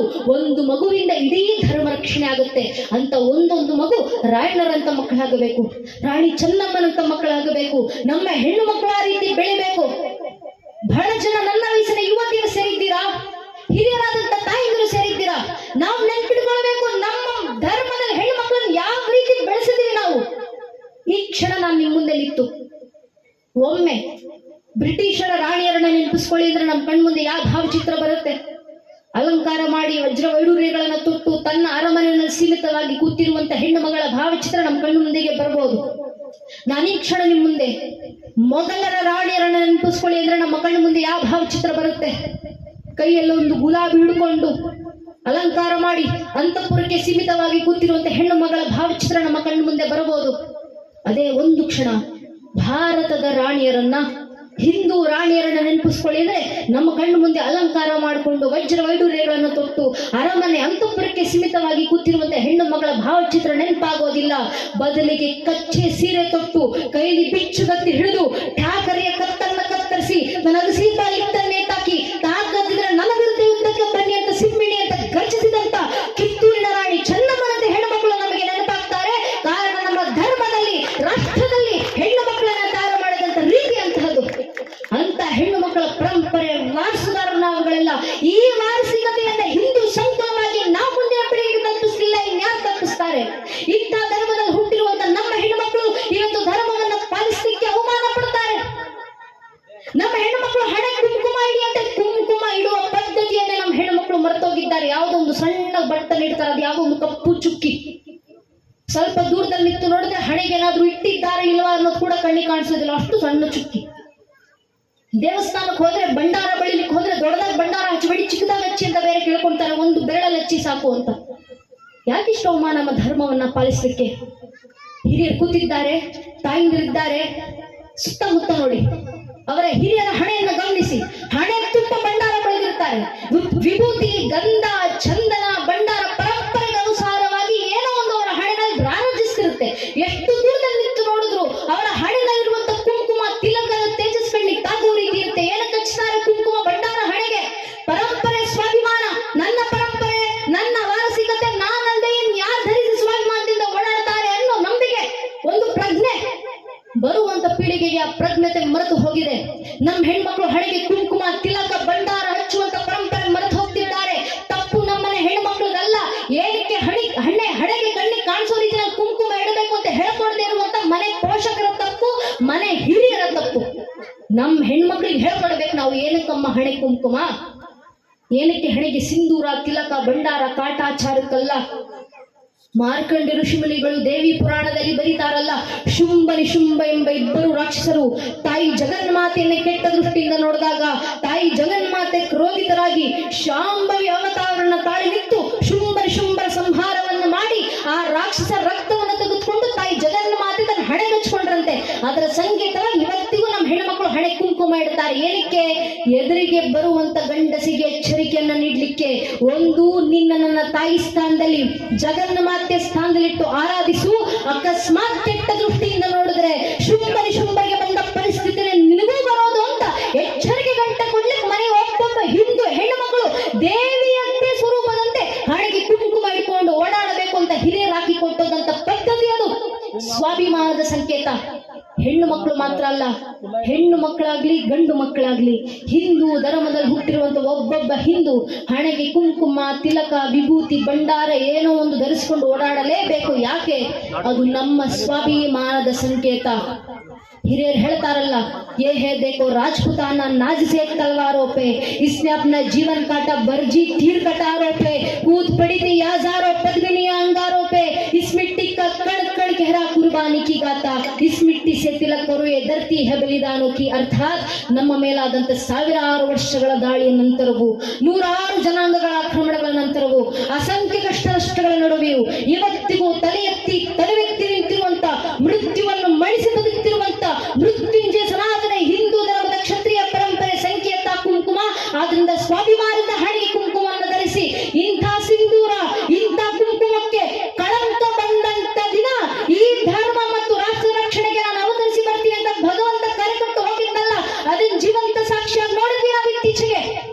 ನಮ್ಮ ತಾಯಿಂದ್ರ ಹಣೆನಲ್ಲಚ್ಚಿದಂತ ಸಿಂಧೂರಕ್ಕೆ ಕಳಂಕ ಬಂತು. ಕಾಶ್ಮೀರಕ್ಕೆ ಪ್ರವಾಸಕ್ಕೆ ಹೋದಂತ ನಮ್ಮ ಭಾರತೀಯರು ಕುಟುಂಬದ ಜೊತೆಗೆ ಅಮಾಯಕ ಆ ಹಿಂದೂಗಳ ಮೇಲೆ, ನಮ್ಮ ಅಮಾಯಕ ಭಾರತೀಯರ ಮೇಲೆ ಅಮಾನುಷವಾಗಿ ಅವರನ್ನು ಕೊಲ್ಲಲಾಯಿತು. ಪಾಕಿಸ್ತಾನ ಗೊತ್ತಿತ್ತು ಉರಿ ಸೆಕ್ಟರ್ನ ಮೇಲೆ ದಾಳಿಯಾದಾಗ ಭಾರತ ಸರ್ಜಿಕಲ್ ಸ್ಟ್ರೈಕ್ ಮಾಡಿದೆ. ಪುಲ್ವಾಮಾದ ಮೇಲೆ ದಾಳಿಯಾದಾಗ ಭಾರತ ಪಾಕಿಸ್ತಾನದ ಮೇಲೆ ಏರ್ ಸ್ಟ್ರೈಕ್ ಮಾಡಿದೆ. ಇವತ್ತು ಕಾಶ್ಮೀರದಲ್ಲಿ ದಾಳಿಯಾಗಿದೆ. ಭಾರತ ಮತ್ತೆ ನಮ್ಮ ವಿರುದ್ಧ ಯುದ್ಧಕ್ಕೆ ನಿಲ್ಲುತ್ತೆ. ಪಾಕಿಸ್ತಾನ ಗೊತ್ತಿತ್ತು, ಆದ್ರಿಂದ ಪಾಕಿಸ್ತಾನ ಯುದ್ಧಕ್ಕೂ ಸಜ್ಜಾಗಿತ್ತು. ಅಮೆರಿಕದಿಂದ ಫೈಟರ್ ಜೆಟ್ಗಳನ್ನ ಪಾಕಿಸ್ತಾನ ತರಿಸ್ಕೊಳ್ತು, ಟರ್ಕಿಯಿಂದ ಸೂಸೈಡ್ ಡ್ರೋನ್ಸ್ ಗಳನ್ನ ತರಿಸ್ಕೊಳ್ತು, ಸ್ವೀಡಿಷ್ ಬೇಡ ಆದಂತ ಸಾಫ್ 2000 AWACS ಡಿಫೆನ್ಸ್ ಸಿಸ್ಟಮ್ ಅನ್ನ ಪಾಕಿಸ್ತಾನ ತರಿಸ್ಕೊಳ್ತು. ಎಲ್ಲವನ್ನ ತರಿಸ್ಕೊಂಡು ಪಾಕಿಸ್ತಾನವು ಯುದ್ಧಕ್ಕೆ ಸಿದ್ಧವಾಗಿತ್ತು. ಭಾರತದ ಸೈನಿಕರು ಯುದ್ಧಕ್ಕೆ ಸಿದ್ಧವಾದರು. ನಮ್ಮ ತಾಯಿಂದ್ರ ಸಿಂಧೂರಕ್ಕೆ ಬಂದಂತ ಕಳಂಕವನ್ನು ತೊಲಗಿಸಲಿಕ್ಕೆ ನಮ್ಮ ಭಾರತೀಯರು ಅಮಾನುಷವಾಗಿ ಕೊಲ್ಲಲ್ಪಟ್ಟು ದುರಾದೃಷ್ಟವಶಾತ್ ತೀರ್ಕೊಂಡೋದಂತ ಆ ಭಾರತೀಯರ ಆತ್ಮಗಳಿಗೆ ಶಾಂತಿಯನ್ನು ಒದಗಿಸಲಿಕ್ಕೆ ನಮ್ಮ ಭಾರತದ ಸೈನಿಕರು ಪ್ರತಿಕಾರಕ್ಕೋಸ್ಕರ ಅಂತ ಯುದ್ಧಕ್ಕೆ ಸಿದ್ಧರಾದರು. ಯಾವ ರೀತಿ ಸಿದ್ಧರಾದರು? ಏಕಾಏಕಿ ಪಾಕಿಸ್ತಾನ ತಂದಂತ ಅಮೆರಿಕದ J-60 ಫೈಟರ್ ಜೆಟ್ಗಳನ್ನ ಭಾರತದ ಸೈನಿಕರು ಒಂದೇ ಹೊಡೆತಕ್ಕೆ ಹೊಡೆದುರುಳಿಸಿದ್ರು. ಅಮೆರಿಕದ ತಂದಂತ J-17A ಥಂಡರ್ ಫೈಟರ್ ಜೆಟ್ಗಳನ್ನ ಭಾರತದ ಸೈನಿಕರು ಹೊಡೆದುರುಳಿಸಿದ್ರು. ಟರ್ಕಿಯಿಂದ ತಂದಂತ ಸೂಸೈಡ್ ಡ್ರೋನ್ಸ್ ಗಳನ್ನ ಭಾರತದ ಸೈನಿಕರು ಹೊಡೆದುರುಳಿಸಿದ್ರು. ಸ್ವೀಡಿಷ್ ಮೇಡ್ ಆದಂತ ಸಾಫ್ 2000 AWACS ಡಿಫೆನ್ಸ್ ಸಿಸ್ಟಮ್ ಅನ್ನ ಭಾರತದ ಸೈನಿಕರು ಭಗ್ನಗೊಳಿಸಿದ್ರು. ಪಾಕಿಸ್ತಾನದ ಒಂದೇ ಒಂದು ಡಿಫೆನ್ಸ್ ಸಿಸ್ಟಮ್ ಅವತ್ತು ಕೆಲಸ ಮಾಡಲಿಲ್ಲ, ಒಂದೇ ಒಂದು ರಡಾರ್ ಸಿಸ್ಟಮ್ ಅವತ್ತು ರೆಸ್ಪಾಂಡ್ ಮಾಡಲಿಲ್ಲ. ಎಲ್ಲವನ್ನೂ ಭಾರತದ ಸೈನಿಕರು ಹೊರದುರುಳಿಸಿ ನಮ್ಮ ಸೈನಿಕರು ಯುದ್ಧಕ್ಕೆ ಸಿದ್ಧರಾದ್ರು. ತಮ್ಮ ಡಿಫೆನ್ಸ್ ಸಿಸ್ಟಮ್ ನ ಜೊತೆಗೆ ರಷ್ಯಾದಿಂದ ತಂದಂತ S-400 ಡಿಫೆನ್ಸ್ ಸಿಸ್ಟಮ್ ನ ಜೊತೆಗೆ ಭಾರತದ ಸೈನಿಕರು ಯುದ್ಧಕ್ಕೆ ಸಿದ್ಧವಾಗಿದ್ರು. ಇದು ಹೆಮ್ಮೆ ಪಡುವ ವಿಚಾರ ಅಲ್ಲ. ಇನ್ನೂ ಹೆಮ್ಮೆ ಪಡುವ ವಿಚಾರ ಅಂದ್ರೆ ಆಕಾಶ್ ತೀರ್ ಏರ್ ಡಿಫೆನ್ಸ್ ಸಿಸ್ಟಮ್ ನೊಂದಿಗೆ ಭಾರತದ ಸೈನಿಕರು ಯುದ್ಧಕ್ಕೆ ಸಿದ್ಧವಾದ್ರು. 100% ಮೇಕ್ ಇನ್ ಇಂಡಿಯಾ ಮ್ಯಾನುಫ್ಯಾಕ್ಚರಿಂಗ್ ಇಂದ ಹಿಡಿದು ಲೇಬರ್ ನವರೆಗೂ ಸಂಪೂರ್ಣ ಭಾರತದಲ್ಲೇ ತಯಾರಾದ ಡಿಫೆನ್ಸ್ ಸಿಸ್ಟಮ್ ಆಕಾಶ್ ತೀರ್ ಡಿಫೆನ್ಸ್ ಸಿಸ್ಟಮ್ ನ ಜೊತೆಗೆ ಭಾರತದ ಸೈನಿಕರು ಯುದ್ಧಕ್ಕೆ ಸಿದ್ಧವಾದ್ರು. ರಫೇಲ್ ಫೈಟರ್ ಜೆಟ್ಗಳು with SCALP loaded, Sukhoi 30 MKI fighter ಜೆಟ್ಗಳು with BrahMos missile loaded, Israel ನಿಂದ ತಂದಂತ ಅರಬ್ ಡ್ರೋನ್ಸ್ ಗಳ ಜೊತೆ ಭಾರತದ ಸೈನಿಕರು ಸಿದ್ಧವಾಗಿದ್ರು. ಜಪಾನ್ ನಿಂದ ತಂದಂತ ಕಾಮಿಕಾಜೆ ಸೂಸೈಡ್ ಡ್ರೋನ್ಸ್ ಗಳ ಜೊತೆಗೆ ಭಾರತದ ಸೈನಿಕರು ಸಿದ್ಧವಾಗಿದ್ರು. ನಮ್ಮದೇ ಭಾರತದಲ್ಲಿ ಸಿದ್ಧವಾದಂತ ನಾಗಾಸ್ತ್ರ 1 make in India suicide drone ಗಳ ಜೊತೆಗೆ ಭಾರತದ ಸೈನಿಕರು ಸಿದ್ಧವಾಗಿದ್ರು. ಸ್ಕೈ ಸ್ಟ್ರೈಕರ್ ಸೂಸೈಡ್ ಡ್ರೋನ್ ಗಳ ಜೊತೆ ಭಾರತದ ಸೈನಿಕರು ಸಿದ್ಧವಾಗಿದ್ರು. ಅದು ಮೇಡ್ ಇನ್ ಇಂಡಿಯಾ, ಅದರಲ್ಲೂ ಮೇಡ್ ಇನ್ ಕರ್ನಾಟಕ. ನಮ್ಮ ಕರ್ನಾಟಕದಲ್ಲೇ ತಯಾರಾದಂತ ಸೂಸೈಡ್ ಡ್ರೋನ್ಸ್ ಗಳವೆಲ್ಲ. ಇದೆಲ್ಲದರ ಜೊತೆಗೆ ಇಸ್ರೋದಿಂದ ಲೈವ್ ಟೆಲಿಕಾಸ್ಟ್ ನೊಂದಿಗೆ ನಮ್ಮ ಭಾರತದ ಸೈನಿಕರು ಲೈವ್ ಕೋಆರ್ಡಿನೇಷನ್ ಅನ್ನು ತಗೊಳ್ತಾ ಇದ್ರು. INS ವಿಕ್ರಾಂತ್ ಜೊತೆಗೆ 36ಕ್ಕೂ ಹೆಚ್ಚು ಯುದ್ಧ ಹಡಗುಗಳು ಬ್ರಹ್ಮೋಸ್ ಮಿಸೈಲ್ ಲೋಡೆಡ್ ನೊಂದಿಗೆ ನಾರ್ದನ್ ಅರೇಬಿಯಾ ಸೀನ ಪ್ಯಾಟ್ರೋಲಿಂಗ್ ಮಾಡ್ತಿತ್ತು. ಇಷ್ಟೆಲ್ಲ ಶಸ್ತ್ರಾಸ್ತ್ರಗಳೊಂದಿಗೆ ನಮ್ಮ ಭಾರತದ ಸೈನಿಕರು 25 ನಿಮಿಷ 9 ಟೆರರ್ ಕ್ಯಾಂಪ್ಸ್ ಗಳ ಮೇಲೆ ದಾಳಿ, 9 ಭಯೋತ್ಪಾದಕ ಹಡಗುಗಳ ಮೇಲೆ ದಾಳಿ, 70ಕ್ಕೂ ಹೆಚ್ಚು ಜನ ಭಯೋತ್ಪಾದಕರ ಸಂಹಾರವನ್ನ ಮಾಡಿ 25 ನಿಮಿಷದಲ್ಲಿ ಭಾರತದ ಸೈನಿಕರು ತೋರಿಸ್ಕೊಟ್ರು. ಭಾರತ ಮಲಗಿದ್ರೆ ಮಾತ್ರ ಕುಂಭಕರ್ಣ, ಎದ್ರೆ ವೀರಭದ್ರಾನಿ ಅನ್ನೋದನ್ನ ಜಗತ್ತಿಗೆ ಸಾಬೀತುಪಡಿಸುವಂತ ಕೆಲಸವನ್ನು ಭಾರತದ ಸೈನಿಕರು ಮಾಡಿ ತೋರಿಸಿದ್ರಲ್ಲ. ಇಂಥ ಅಮೃತಗಳಿಗೆ ಭಾರತ ಸಿದ್ಧವಾಗಿದೆ. ಅದು ಮಾಡಿದ್ದಾರು ಸಾಮಾನ್ಯರ ಕಾರ್ಯಾಚರಣೆಯನ್ನು ಮುಂದುವರಿಸ್ತಾರು. ಅಂದು ನಮ್ಮ ಪೂರ್ವಿಕರು ಹೇಳಿದ್ರು, ನಮ್ಮ ಆದಿ ಸಾಹಿತ್ಯವಾದಂತ ವೇದ ವಾಕ್ಯಗಳು, ರುದ್ರಾಯದ ವೀರ ವಾಕ್ಯಗಳು ಸಾರದು. ಆರಾಧ್ಯ ಗೋಪ್ನರದು ಬಹುಷಜ್ಞ ನಮಸ್ಮೇತೆ ಅಸ್ತು. ಗೋವನ್ನು ಆರಾಧಿಸುವಂತ ಈ ರಾಷ್ಟ್ರವನ್ನು ರಕ್ಷಣೆ ಮಾಡಿಕೊಳ್ಳಿಕ್ಕೆ, ಗೋವಂಚಕರನ್ನ ಸಂಹಾರ ಮಾಡಲಿಕ್ಕೆ ರುದ್ರನೇ ಅವತರಿಸಿವ ಅಂತ ತಾಯಿ ಜಗನ್ನ ಮಾತೆ ಕರೆ ಕೊಟ್ಟಿದ್ರು. ಯಾವಾಗೆಲ್ಲ ಹೆಣ್ಣು ಮಕ್ಕಳ ಸಿಂಧೂರಕ್ಕೆ ಕಳಂಕ ಬರುತ್ತೋ ಆ ಸಿಂಧೂರದ ರಕ್ಷಣೆಗಂತ ನಾನೇ ಅವತರಿಸಿ ಬರ್ತೀನಿ ಅಂತ, ನಾರಿ ಶಕ್ತಿ ಅವತರಿಸಿ ಬರುತ್ತೆ ಅಂತ ತಾಯಿ ಕರೆ ಇದೆಯಲ್ಲ. ಜಾಗಲೇ ಭರ ಸ್ಮಶಾನ ತೀರ ಶಿವನಾಶಿನಿ ಮಹಾಕಾಳಿರೆ. ತಾಯಿ ಭಾರತಿಗೆ ಜಯ ತರಿಸಬೇಕಂದ್ರೆ ತಾಯಿ ಕಾಳಿ ಅವತರಿಸಿ ಬರಬೇಕು ಅಂತ ಹಿರಿಯರ ಮಾತು. ಆ ಮಾತಿಗೆ ಸಾಕ್ಷಾತ್ಕಾರ ಸ್ವರೂಪದಲ್ಲಿ ನಮ್ಮ ಹೆಣ್ಣು ಮಕ್ಕಳು ಸಿದ್ಧರಾಗಿ ಬಂದ್ರಲ್ಲ. ಸೋಫಿಯಾ ಕುರೇಶಿಯಿಂದ ಹಿಡಿದು ವ್ಯೋಮಿಕಾ ಸಿಂಗ್ನವರೆಗೂ ನಮ್ಮ ಭಾರತದ ಹೆಣ್ಣು ಮಕ್ಕಳು ಸೈನಿಕರಾಗಿ ಕಾರ್ಯಾಚರಣೆಯನ್ನು ಮುಂದುವರಿಸಿ ತೋರಿಸಿ ರಾಷ್ಟ್ರದ ನಾರಿ ಶಕ್ತಿಯನ್ನು ತೋರಿಸಿದ್ರಲ್ಲ. ಇದು ಭಾರತದ ಸಾಮರ್ಥ್ಯ, ಇದು ಭಾರತದ ಹೆಣ್ಣು ಮಕ್ಕಳ ಸಾಮರ್ಥ್ಯ, ಇದು ನಮ್ಮ ಪರಂಪರೆಯ ಸಾಮರ್ಥ್ಯ. ಇದೇ ಪರಂಪರೆಯನ್ನು ಮುಂದುವರಿಸಿಕೊಂಡು ಹೋಗಬೇಕು. ಯಾವ ರೀತಿ ಮುಂದುವರಿಸಿಕೊಂಡು ಹೋಗ್ತೀವಿ? ರಾಮರ ಮಂದಿರದ ಕಾರ್ಯ ಇವತ್ತು ಸಾಕಾರಗೊಂಡಿದೆ. ಮುಂದೆ ಹಿರಿಯರು ಕರೆ ಕೊಟ್ಟಿದ್ದಾರೆ. ಅಯೋಧ್ಯ ತೋ ಭಿ ಜಾಕಿ ಹೈ, ಮಥುರಾ ಕಾಶಿ ಬಾಕಿ ಹೈ. ರಾಮ ಮಂದಿರ ವಾಪಸ್ ತಗೊಂಡಿದ್ದೀವಿ. ಮುಂದೆ ಸಂವಿಧಾನದ ಅಡಿಯಲ್ಲೇ ಕಾಶಿ ವಿಶ್ವನಾಥರ ಕಾರ್ಯವನ್ನು ಸಾಕಾರಗೊಳಿಸ್ತೀವಿ. ಮಥುರಾ ಜನ್ಮಭೂಮಿಯ ಕಾರ್ಯವನ್ನು ಸಾಕಾರಗೊಳಿಸ್ತೀವಿ. ಯಾವತ್ತು ಈ ಕಾರ್ಯಗಳು ಸಾಕಾರ ಆಗೋದು? ನಾವು ಸಂಘಟಿತರಾಗಿ ಬಂದಂತ ದಿನ. ಒಂದು ರಾಮ ಮಂದಿರದ ಮುಂದೆ ಒಂದು ವ್ಯಕ್ತವಾಗಿ ದೀಪವನ್ನು ಬೆಳಗಲಿಕ್ಕೆ ನನಗೆ 500 ವರ್ಷಗಳ ಬೇಕಾದವು. ಕಳೆದ 300ಕ್ಕೂ ಹೆಚ್ಚು ವರ್ಷಗಳ ಕಾಲ ಕಾಶಿ ವಿಶ್ವನಾಥರು ನಮಗೋಸ್ಕರ ಕಾದು ಕೂತಿದ್ದಾರೆ. ಯಾವತ್ತು ಒಂದು ವೇದೋಕ್ತ ದೀಪವನ್ನು ನನ್ನ ಮುಂದೆ ಬೆಳಗ್ತೀರಾ? 106 ವರ್ಷಗಳಿಂದ ಮಥುರಾ ಕೃಷ್ಣ ಜನ್ಮಭೂಮಿಯಲ್ಲಿ ಕೃಷ್ಣ ಕಾದು ಕೂತಿದ್ದಾರೆ. ಯಾವತ್ತು ನನ್ನ ಮುಂದೆ ದೀಪವನ್ನು ಬೆಳಗಿಡ್ತೀರಾ? ಆ ಧರ್ಮದ ಕಾರ್ಯಗಳು ಸಾಕಾರ ಆಗಬೇಕಾದ್ರೆ ನಾವು ಸಂಘಟಿತರಾಗಬೇಕಲ್ಲ, ನಾವು ಒಗ್ಗಟ್ಟಾಗಿ ಬರಬೇಕಲ್ಲ. ಅಗ್ನಿಮಿಷತ್ವಂ ಬರ್ತಾ ಅಂತ ಕೃಷ್ಣ ಜುರ್ವೇದದ ಮಾತು. ಅಗ್ನಿಯಂತೆ ತಯಾರಾಗಿ ಬನ್ನಿ ಭಾರತೀಯರೇ. ಆ ಭಾರತೀಯರಿಗೆ ನಮಗೆ ಕೊಟ್ಟಂತ ಕರೆಯನ್ನು ನಾವು ಸಾಕಾರಗೊಳಿಸೋಣ. ನಾವು ಸಿದ್ಧರಾಗಿ ಬರೋಣ, ರಾಷ್ಟ್ರ ಕಾರ್ಯಕ್ಕೆ ಸಿದ್ಧವಾಗೋಣ. ಆ ಕೃಷ್ಣ ಜನ್ಮಭೂಮಿ, ಆ ಮಥುರಾ ಕೃಷ್ಣ ಜನ್ಮಭೂಮಿ, ಕಾಶಿ ವಿಶ್ವನಾಥರ ಮಂದಿರ ಕಾರ್ಯಗಳಾಗುವಾಗ ವೇಳೆಗೆ ಪ್ರಶ್ನೆಗಳು ಬರ್ತಾವೆ. ಈಗಾಗಲೇ ಪ್ರಶ್ನೆಗಳು ಎದ್ದಿದ್ದಾವೆ. ವಕೀಲರಾದಂತ ಶ್ರೀ ವಿಷ್ಣು ಶಂಕರ್ ಜಿ ಜೈ ಪ್ರಸ್ತುತ ಕಾಶಿ ವಿಶ್ವನಾಥರ ಮಂದಿರದ ಕೇಸನ್ನು ಕೋರ್ಟ್ ನಲ್ಲಿ ನಡೆಸ್ತಾ ಇರುವಂತ ವಕೀಲರು, ಅವರ ಹತ್ರ ಬಂದು ಪತ್ರಕರ್ತರೊಬ್ಬರು ಪ್ರಶ್ನೆ ಮಾಡಿದ್ರು. ನೀವು ಹಿಂದೂಗಳು ಇಷ್ಟು ವರ್ಷ ಅಯೋಧ್ಯ ರಾಮ ಜನ್ಮಭೂಮಿ ಬೇಕು ಅಂತ ಹೇಳ್ತಿದ್ರಿ. ಅಯೋಧ್ಯ ರಾಮ ಜನ್ಮಭೂಮಿ ಬಂತು, ಈಗ ಕಾಶಿ ವಿಶ್ವನಾಥರ ಮಂದಿರ ಬೇಕು ಅಂತ ಹೇಳ್ತಿದ್ದೀರಾ. ಮುಂದೆ ಮಥುರಾ ಕೃಷ್ಣ ಜನ್ಮಭೂಮಿ ಬೇಕು ಅಂತ ಹೇಳ್ತೀರಾ. ಹೀಗೆ ಹೇಳ್ತಾ ಹೋದ್ರೆ ಸೀತಾರಾಮ್ ಗೋಯಿಲ್ ಅಂತ ಇತಿಹಾಸಕಾರರು ಹೇಳಿರುವಂತ ಪ್ರಕಾರ, ಸಾವರ್ಕರ್ ಅವರು 6 ಆಫ್ ಇಂಡಿಯನ್ ಹಿಸ್ಟರಿ ಪುಸ್ತಕದಲ್ಲಿ ಬರೆದಿರುವಂತ ಪ್ರಕಾರ, ಅನೇಕ ಇತಿಹಾಸಕಾರರು ಹೇಳಿರುವಂತ ಪ್ರಕಾರ, ಒಟ್ಟು ಆವರೇಜ್ ನೋಡಿದ್ರೆ ಭಾರತದಲ್ಲಿ ಮೊಘಲರು ನಾಶ ಮಾಡಿ ಹೋಗಿರುವಂತ 30,000 ಹಿಂದೂ ದೇವಾಲಯಗಳಿದ್ದಾವೆ. ಆ 30,000 ಹಿಂದೂ ದೇವಸ್ಥಾನಗಳನ್ನ ನೀವು ಹಿಂದೂಗಳು ವಾಪಸ್ ತಗೊಂಡು ಬಿಡ್ತೀರಾ ಅಂತ ಪತ್ರಕರ್ತರೊಬ್ಬರು ವಕೀಲರಿಗೆ ಪ್ರಶ್ನೆ ಮಾಡಿ ಕೇಳ್ತಾರೆ. ಆ 30,000 ಹಿಂದೂ ದೇವಾಲಯಗಳಲ್ಲಿ ತಾಜ್ ಮಹಲ್ ಕೂಡ ಒಂದು ಅಂತ ಒಂದಿಷ್ಟು ಇತಿಹಾಸಕಾರರು ಹೇಳ್ತಾರೆ. ತೇಜೋಮಹಲ್ ಅಂತ ಒಂದು ಪುಸ್ತಕವೇ ಇದೆ. ಆ ಪುಸ್ತಕದಲ್ಲಿ ಬರೆಯಲಾಗಿದೆ, ಅದು ತಾಜ್ ಮಹಲ್ ಶಾಜಾನ್ ಕಟ್ಟಿಸಿದ್ದಲ್ಲ, ಅಲ್ಲೊಂದು ಶಿವನ ದೇವಾಲಯವಿತ್ತು, ಅಲ್ಲೊಂದು ಶಿವಲಿಂಗವಿತ್ತು, ಅದು ತೇಜೋಮಹಲ್. ಅಲ್ಲಿದ್ದಂತ ಶಿವಲಿಂಗವನ್ನು ಮೋಸದಿಂದ ಭಗ್ನಗೊಳಿಸಿ ಶಾಜಾನ್ ತಾಜ್ ಮಹಲ್ ನಂದು ಅಂತ ಹೇಳ್ಕೊಂಡ ಅಂತ ಒಂದಿಷ್ಟು ಇತಿಹಾಸಕಾರರು ಹೇಳ್ತಾರೆ. ಆ ಇತಿಹಾಸಕಾರ ಪ್ರಕಾರ, ಆ ಪುಸ್ತಕಗಳ ಆಧಾರದ ಮೇರೆಗೆ ನೀವು ಹಿಂದೂಗಳು ತಾಜ್ ಮಹಲ್ನ ಕೂಡ ವಾಪಸ್ ತಗೊಂಡು ಬಿಡ್ತೀರಾ? ಪತ್ರಕರ್ತರು ವಕೀಲರಿಗೆ ಮಾಡಿದಂತ ಪ್ರಶ್ನೆ. ಆಗ ಶ್ರೀ ವಿಷ್ಣು ಶಂಕರ್ ಜಿಜೆಲ್ ವಕೀಲರು ಉತ್ತರ ಕೊಡ್ತಾರೆ, ನೀವು ತಾಜ್ ಮಹಲ್ನ ಬಗ್ಗೆ ಈಗ ಮಾತಾಡ್ತಿದ್ದೀರಪ್ಪ. ನಾನು ತಾಜ್ ಮಹಲ್ನ ಕೇಸನ್ನ 2015ರಿಂದ ಕೋರ್ಟ್ ನಲ್ಲಿ ನಡೆಸ್ತಾ ಇದ್ದೀನಿ. ಇನ್ನು ಕೆಲವು ವರ್ಷ ಅದು ತಾಜ್ ಮಹಲ್ ಶಾಜಾನ್ ಕಟ್ಟಿಸಿದ್ದಲ್ಲ, ಅಲ್ಲೊಂದು ಶಿವಲಿಂಗವಿತ್ತು, ಅದು ಶಿವನ ದೇವಾಲಯ, ಅದು ತೇಜೋಮಹಲ್ ಅಂತ. ಸಂವಿಧಾನದ ಅಡಿಯಲ್ಲೇ ತಾಜ್ ಮಹಲ್ ಅನ್ನ ತೇಜೋಮಹಲ್ ಆಗಿ ವಾಪಸ್ ತಗೊಳ್ಳುವಂತ ಕೆಲಸ ಹಿಂದೂ ಸಮಾಜ ಮಾಡ್ಲಿಕ್ಕಿದೆ ಅಂತ ವಕೀಲರಾದಂತ ಶ್ರೀ ವಿಷ್ಣು ಶಂಕರ್ ಜಿಜೆ ಅವರು ಕೊಟ್ಟಂತ ಉತ್ತರ ಕೇಳಿದಾಗ ಹೆಮ್ಮೆ ಆಯ್ತು. ನಮ್ಮ ಎಲ್ಲಾ ಧರ್ಮ ಕ್ಷೇತ್ರಗಳು ಸಂವಿಧಾನದ ಅಡಿಯಲ್ಲಿ ನಮ್ಮ ಕೈಗೆ ವಾಪಸ್ ಸೇರುತ್ತಿದ್ದಾವೆ. ನಮ್ಮ ಭಾರತೀಯ ಸಂಸ್ಕೃತಿಯ ಪುನರ್ ಪ್ರತಿಷ್ಠಾಪನೆ ಆಗ್ತಿದೆ. ಈ ಸುವರ್ಣ ಕಾಲದಲ್ಲಿ, ಈ ಅಮೃತ ಗಳಿಗೆಯಲ್ಲಿ ನಾವು ಭಾರತೀಯರು ನಮಗಲಾದಂತ ಹಿಂದೂಗಳು ನಮಗಲಾದಂತ ಕೆಲಸವನ್ನು ಧರ್ಮ ದೇಶಕ್ಕೋಸ್ಕರ ಸಲ್ಲಿಸೋಣ. ನಿಮ್ಮಿಂದ ಮಾತಾಡಿ ಧರ್ಮ ಜಾಗೃತಿ ಮಾಡ್ಲಿಕ್ಕಾಗುತ್ತಾ? ಮಾತಾಡಿ ಧರ್ಮದ ಜಾಗೃತಿಯನ್ನ ಮಾಡಿ. ನಿಮ್ಮಿಂದ ಹಾಡಾಡಿ ಧರ್ಮ ಜಾಗೃತಿ ಮಾಡ್ಲಿಕ್ಕಾಗುತ್ತಾ? ದೇಶಭಕ್ತಿ ಗೀತೆಗಳನ್ನು ಹಾಡಿ, ಭಕ್ತಿ ಗೀತೆಗಳನ್ನು ಹಾಡಿ, ದಾಸರ ಗೀತೆಗಳನ್ನು ಹಾಡಿ ದೇಶದ ಜಾಗೃತಿಯನ್ನ ಮಾಡಿ. ನಿಮ್ಮ ಕೈಯಲ್ಲಿ ಬರೆದು ಜಾಗೃತಿ ಮಾಡ್ಲಿಕ್ಕಾಗುತ್ತ? ನೈಜ ಇತಿಹಾಸವನ್ನ ದಾಖಲಿಸಿ ಬರೆದು ದೇಶದ ಜನರ ಜಾಗೃತಿಯನ್ನ ಮಾಡಿ. ಇದು ಯಾವುದೂ ಆಗ್ಲಿಲ್ವಾ? ಕನಿಷ್ಠ ಪಕ್ಷ ದೇಶ ಧರ್ಮದ ಪರವಾಗಿ ಒಂದು ಜೈಕಾರ ಹಾಕ್ಲಿಕ್ಕಾಗುತ್ತಾ? ದೇಶ ಧರ್ಮದ ಪರವಾಗಿ ಒಂದು ಜೈಘೋಷ ಹಾಕಿ ದೇಶ ಜಾಗೃತಿಯನ್ನ ಮಾಡಿ. ಇದು ಆಗ್ಲಿಲ್ಲ ಅಂದ್ರೂ ಪರವಾಗಿಲ್ಲ, ಯಾರಾದ್ರೂ ನಿಂತು ದೇಶ ಧರ್ಮದ ಪರವಾಗಿ ಜೈಕಾರ ಹಾಕ್ತಾರೆ, ಅವನ ಪಕ್ಕದಲ್ಲಿ ಹೋಗಿ ನಿಂತ್ಕೊಂಡು ಕೈ ಎತ್ತೋಣ ಸಾಕು. ನಾವು ದೇಶ ಧರ್ಮಕ್ಕೆ ಕೊಡುವಂತ ಕೊಡುಗೆ ಇಷ್ಟೇ, ಇಷ್ಟನ್ನ ಒಬ್ಬೊಬ್ಬ ಹಿಂದೂ ಮಾಡಿದ್ರೆ ಸಾಕು, ಧರ್ಮ ಜಾಗೃತಿ ಆಗುತ್ತೆ. ಇದನ್ನ ಈಗ ನಾವು ಮಾಡಲಿಲ್ಲ ಅಂದ್ರೆ ಧರ್ಮ ಇನ್ಯಾರು ಉಳಿಸ್ತಾರೆ? ಹಿಂದೂ ಧರ್ಮದಲ್ಲಿ ಹುಟ್ಟಿ ಧರ್ಮ ಜಾಗೃತಿ ನಾನು ಮಾಡಲಿಲ್ಲ, ಇನ್ಯಾರು ಮಾಡ್ತಾರೆ? ಹಿಂದೂ ಧರ್ಮದಲ್ಲಿ ಹುಟ್ಟಿ ನನ್ನ ದೇವಸ್ಥಾನಗಳ ರಕ್ಷಣೆ ನಾನು ಮಾಡಿಕೊಡ್ಲಿಲ್ಲ, ಇನ್ಯಾರು ಮಾಡ್ಕೊಳ್ತಾರೆ?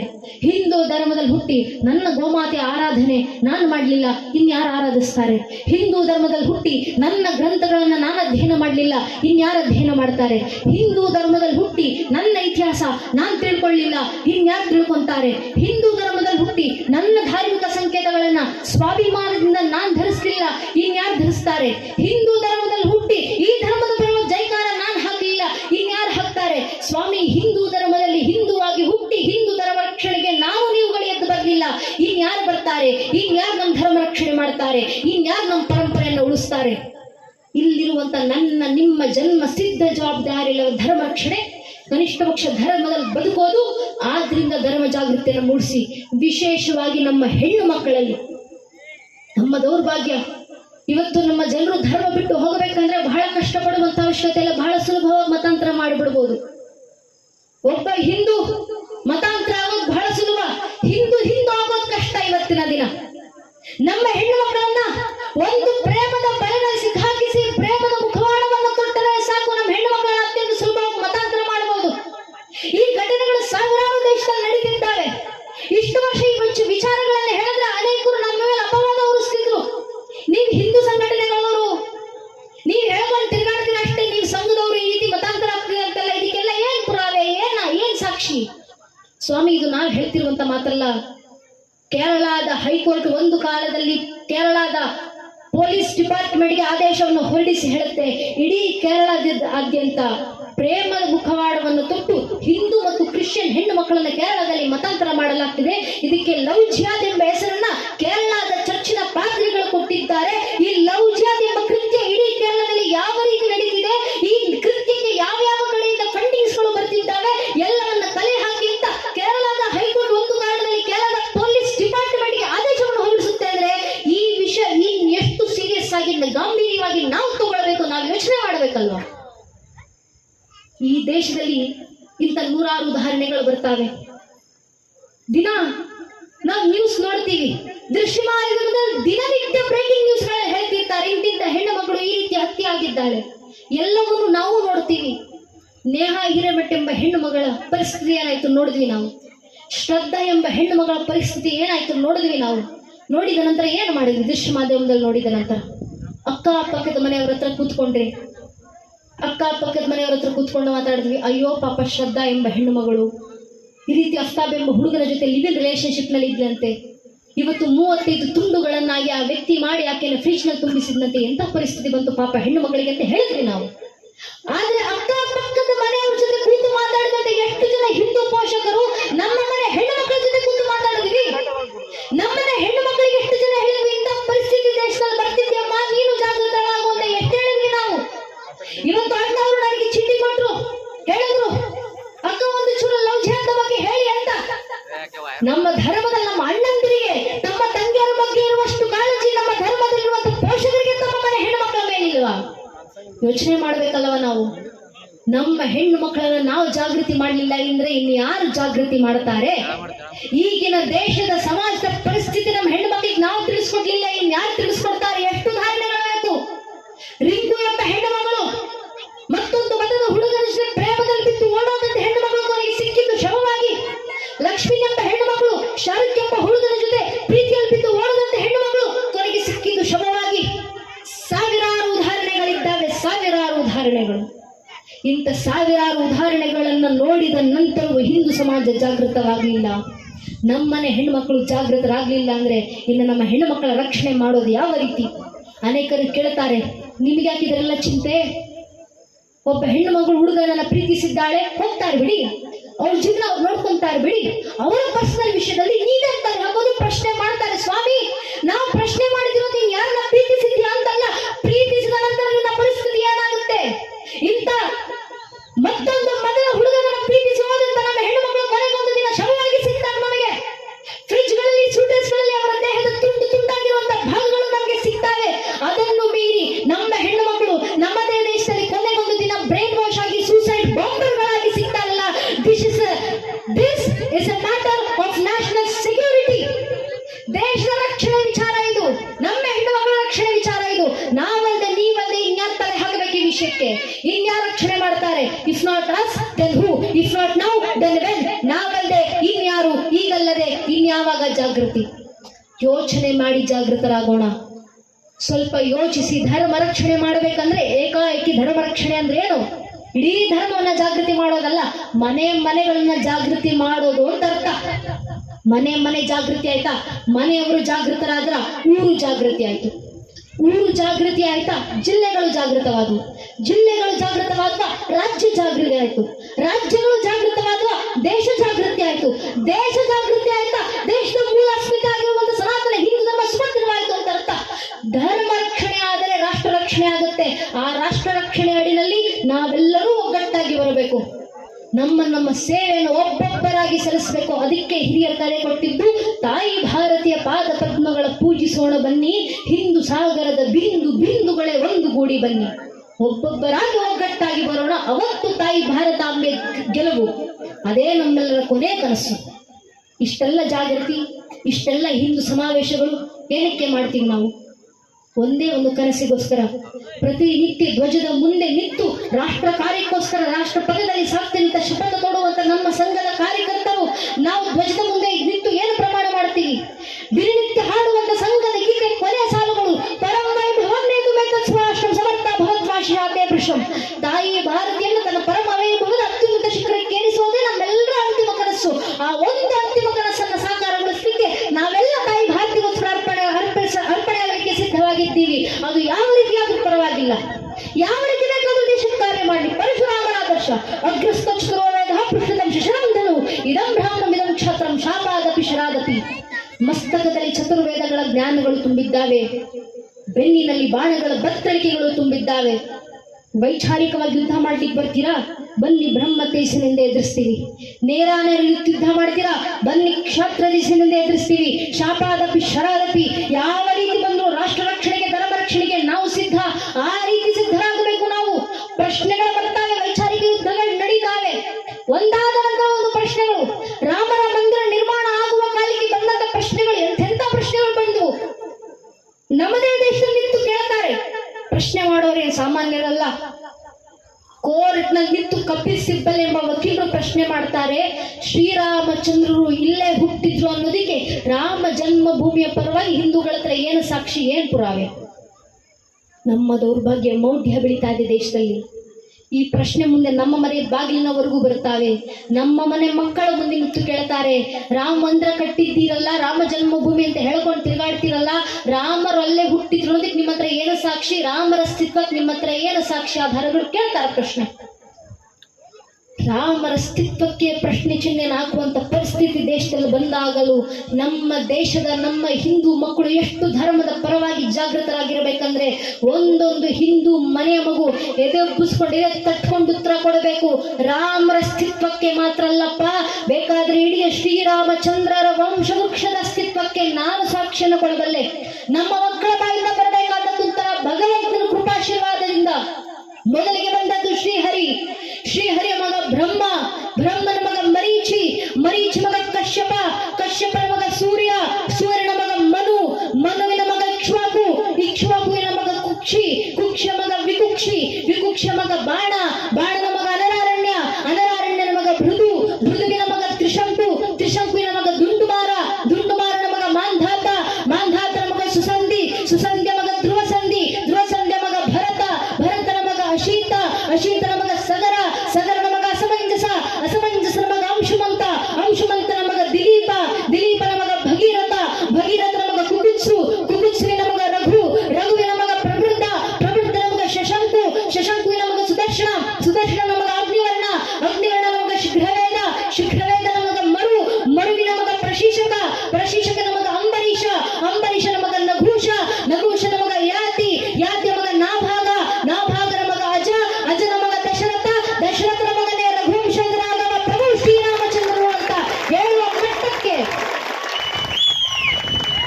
ಮನೆಯ ಒಂದೊಂದು ಮಗುವಿನಲ್ಲೂ ಇಷ್ಟು ಧರ್ಮ ಜಾಗೃತಿಯನ್ನು ಹಿಂದೂ ಪೋಷಕರು ತಂದ್ರೆ ಸಾಕು. ನನ್ನ ನೆಚ್ಚಿನ ಬಂಧುಗಳೇ, ಧರ್ಮ ರಕ್ಷಣೆ ಆಯ್ತು, ಧರ್ಮ ಜಾಗೃತಿ ಆಯ್ತು, ರಾಷ್ಟ್ರ ಜಾಗೃತಿ ಆಯ್ತು ಅಂತ ಅರ್ಥ.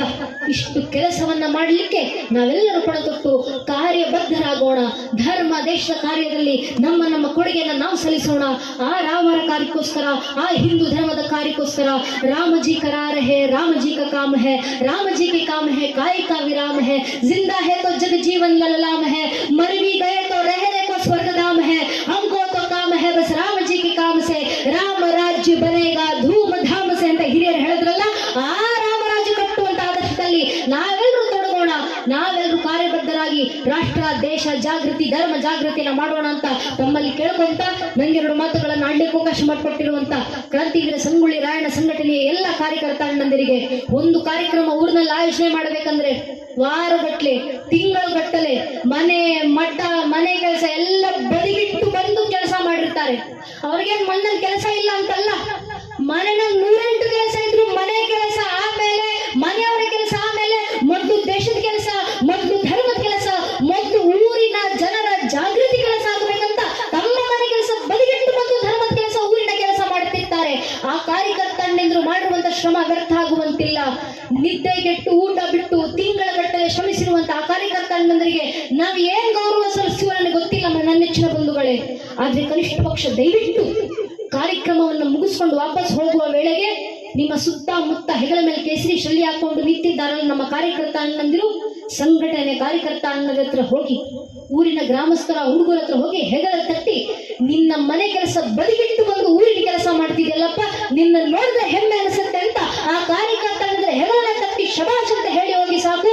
ನಾವು ನಮ್ಮ ಸಂಘಟನೆ ಕ್ರಾಂತಿಗಳ ಸಂಗೊಳ್ಳಿ ರಾಯಣ್ಣ ಸಂಘಟನೆ ಕಾರ್ಯಕರ್ತ ಅಣ್ಣಂದರಿಗೆ ಕೊಡುವಂತ ಕೊಡುಗೆ ಇಷ್ಟೇ. ಇಷ್ಟನ್ನ ಮಾಡಿದ್ರೆ ಸಾಕು. ನಮ್ಮ ಕಾರ್ಯಕರ್ತ ಅಣ್ಣಂದಿರು ಧರ್ಮದ ಕೆಲಸ ಮಾಡ್ತಿರುವಂತ ಕಾರ್ಯಕರ್ತ ಅಣ್ಣಂದಿರ ಪರವಾಗಿ ನಿಲ್ಲೋ ಜವಾಬ್ದಾರಿ ಗ್ರಾಮಸ್ಥರಾಗಿರುವಂತ ನಮ್ಮೆಲ್ಲರದ್ದು. ನಾವು ನಿಂತವರ ಪರವಾಗಿ ನಿಲ್ಲೋಣ. ಧರ್ಮ ರಕ್ಷಿತ ರಕ್ಷಿತ, ಯಾರು ಧರ್ಮ ರಕ್ಷಣೆ ಮಾಡ್ತಾರೋ ಅವರ ರಕ್ಷಣೆ ಮಾಡ್ಲಿಕ್ಕೆ ಧರ್ಮ ನಿಂತಿರುತ್ತೆ. ಧರ್ಮ ರಕ್ಷಣೆ ಕೆಲಸ ಮಾಡ್ತಿರುವಂತ ಕಾರ್ಯಕರ್ತ ಅಣ್ಣಂದಿರ ಪರವಾಗಿ ನಿಲ್ಲೋ ಜವಾಬ್ದಾರಿ ನಾವು ಹೊತ್ತು ಅವರ ಪರವಾಗಿ ನಿಂತು ಅವರಿಗೆ ನಮ್ಮ ಕೈಲಾಗುವಂತ ಕೊಡುಗೆಯನ್ನು ಕೊಡೋಣ ಅಂತ ಹೇಳ್ತಾ, ಆ ಕಾರ್ಯಕರ್ತ ಅಣ್ಣಂದರಿಗೆ ಇಷ್ಟು ಶಿಸ್ತಿನಿಂದ ಇಡೀ ಊರಿನ ಜನರನ್ನ ಸೇರಿಸಿ ಕಾರ್ಯಕ್ರಮ ಮಾಡಿರುವಂತ ಎಲ್ಲಾ ಕಾರ್ಯಕರ್ತ ಅಣ್ಣಂದರಿಗೆ ಶತ ನಮನಗಳನ್ನು ಸಲ್ಲಿಸ್ತಾ, ಗುರು ಮಹಾರಾಜು ಶಾರದಾ ಮಾತೆ ನನಗೆ ಲಾಡ್ಸಿರುವಂತ ಮಾತನ್ನ ಕೇಳಿಸ್ಕೊಂಡಂತ ಪರಂ ಪೂಜನೆ ದಿವ್ಯತ್ರಿಯರಿಗೆ, ಮಾತಾ ಭಗಿಣಿಯರಿಗೆ, ದೇಶಭಕ್ತ ಬಾಂಧವರಿಗೆ, ವಿದ್ವತ್ ಗಣ್ಯರಿಗೆ, ಅಕ್ಕ ಅಣ್ಣಂದಿರಿಗೆ ಹಾಗೂ ಇಡೀ ಕಾರ್ಯಕ್ರಮದಲ್ಲಿ ನಮಗೆ ಸಹಕಾರ ನೀಡಿರುವಂತ ಆರಕ್ಷಕ ಬಂಧುಗಳಿಗೆ, ಪತ್ರಕರ್ತ ಬಾಂಧವರಿಗೆ ಹಾಗೂ ಎಲ್ಲ ಹಿರಿಯರ ಪಾದಗಳಿಗೆ ಮತ್ತೊಮ್ಮೆ ನನ್ನ ಹಣೆ ಹಚ್ಚಿ ನಮಸ್ಕರಿಸ್ತೇನೆ. ನನ್ನ ನೆಚ್ಚಿನ ಬಂಧುಗಳೇ, ಈಗ ಎಲ್ಲರೊಮ್ಮೆ ಜಯಕಾರ ಹಾಕ್ಬಿಡೋಣ. ದಯವಿಟ್ಟು ತಮ್ಮ ಎರಡೂ ಅಂಗಗಳನ್ನ ಗಾಳಿನ ತೂರ್ತ ಅಕ್ಕ ಪಕ್ಕ ಹಿಂದೆ ಮುಂದೆ ಒಂದು ಸಮಸ್ತ ಹಿಂದೂ ಬಾಂಧವರು ಎರಡೂ ಅಂಗಗಳನ್ನ ಮೇಲೆತ್ತಿ ಉಚ್ಚಕಟ್ಟದಿಂದ ಭಾರತ ಬಾಂಧವ್ಯದ ಜಯಘೋಷ ಹಾಕಿ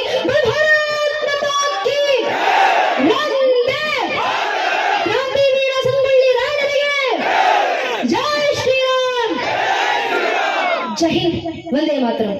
ಹರಿ ಓಂ ತತ್ ಸತ್ ಶ್ರೀರಾಮಕೃಷ್ಣಾರ್ಪಣಮಸ್ತು.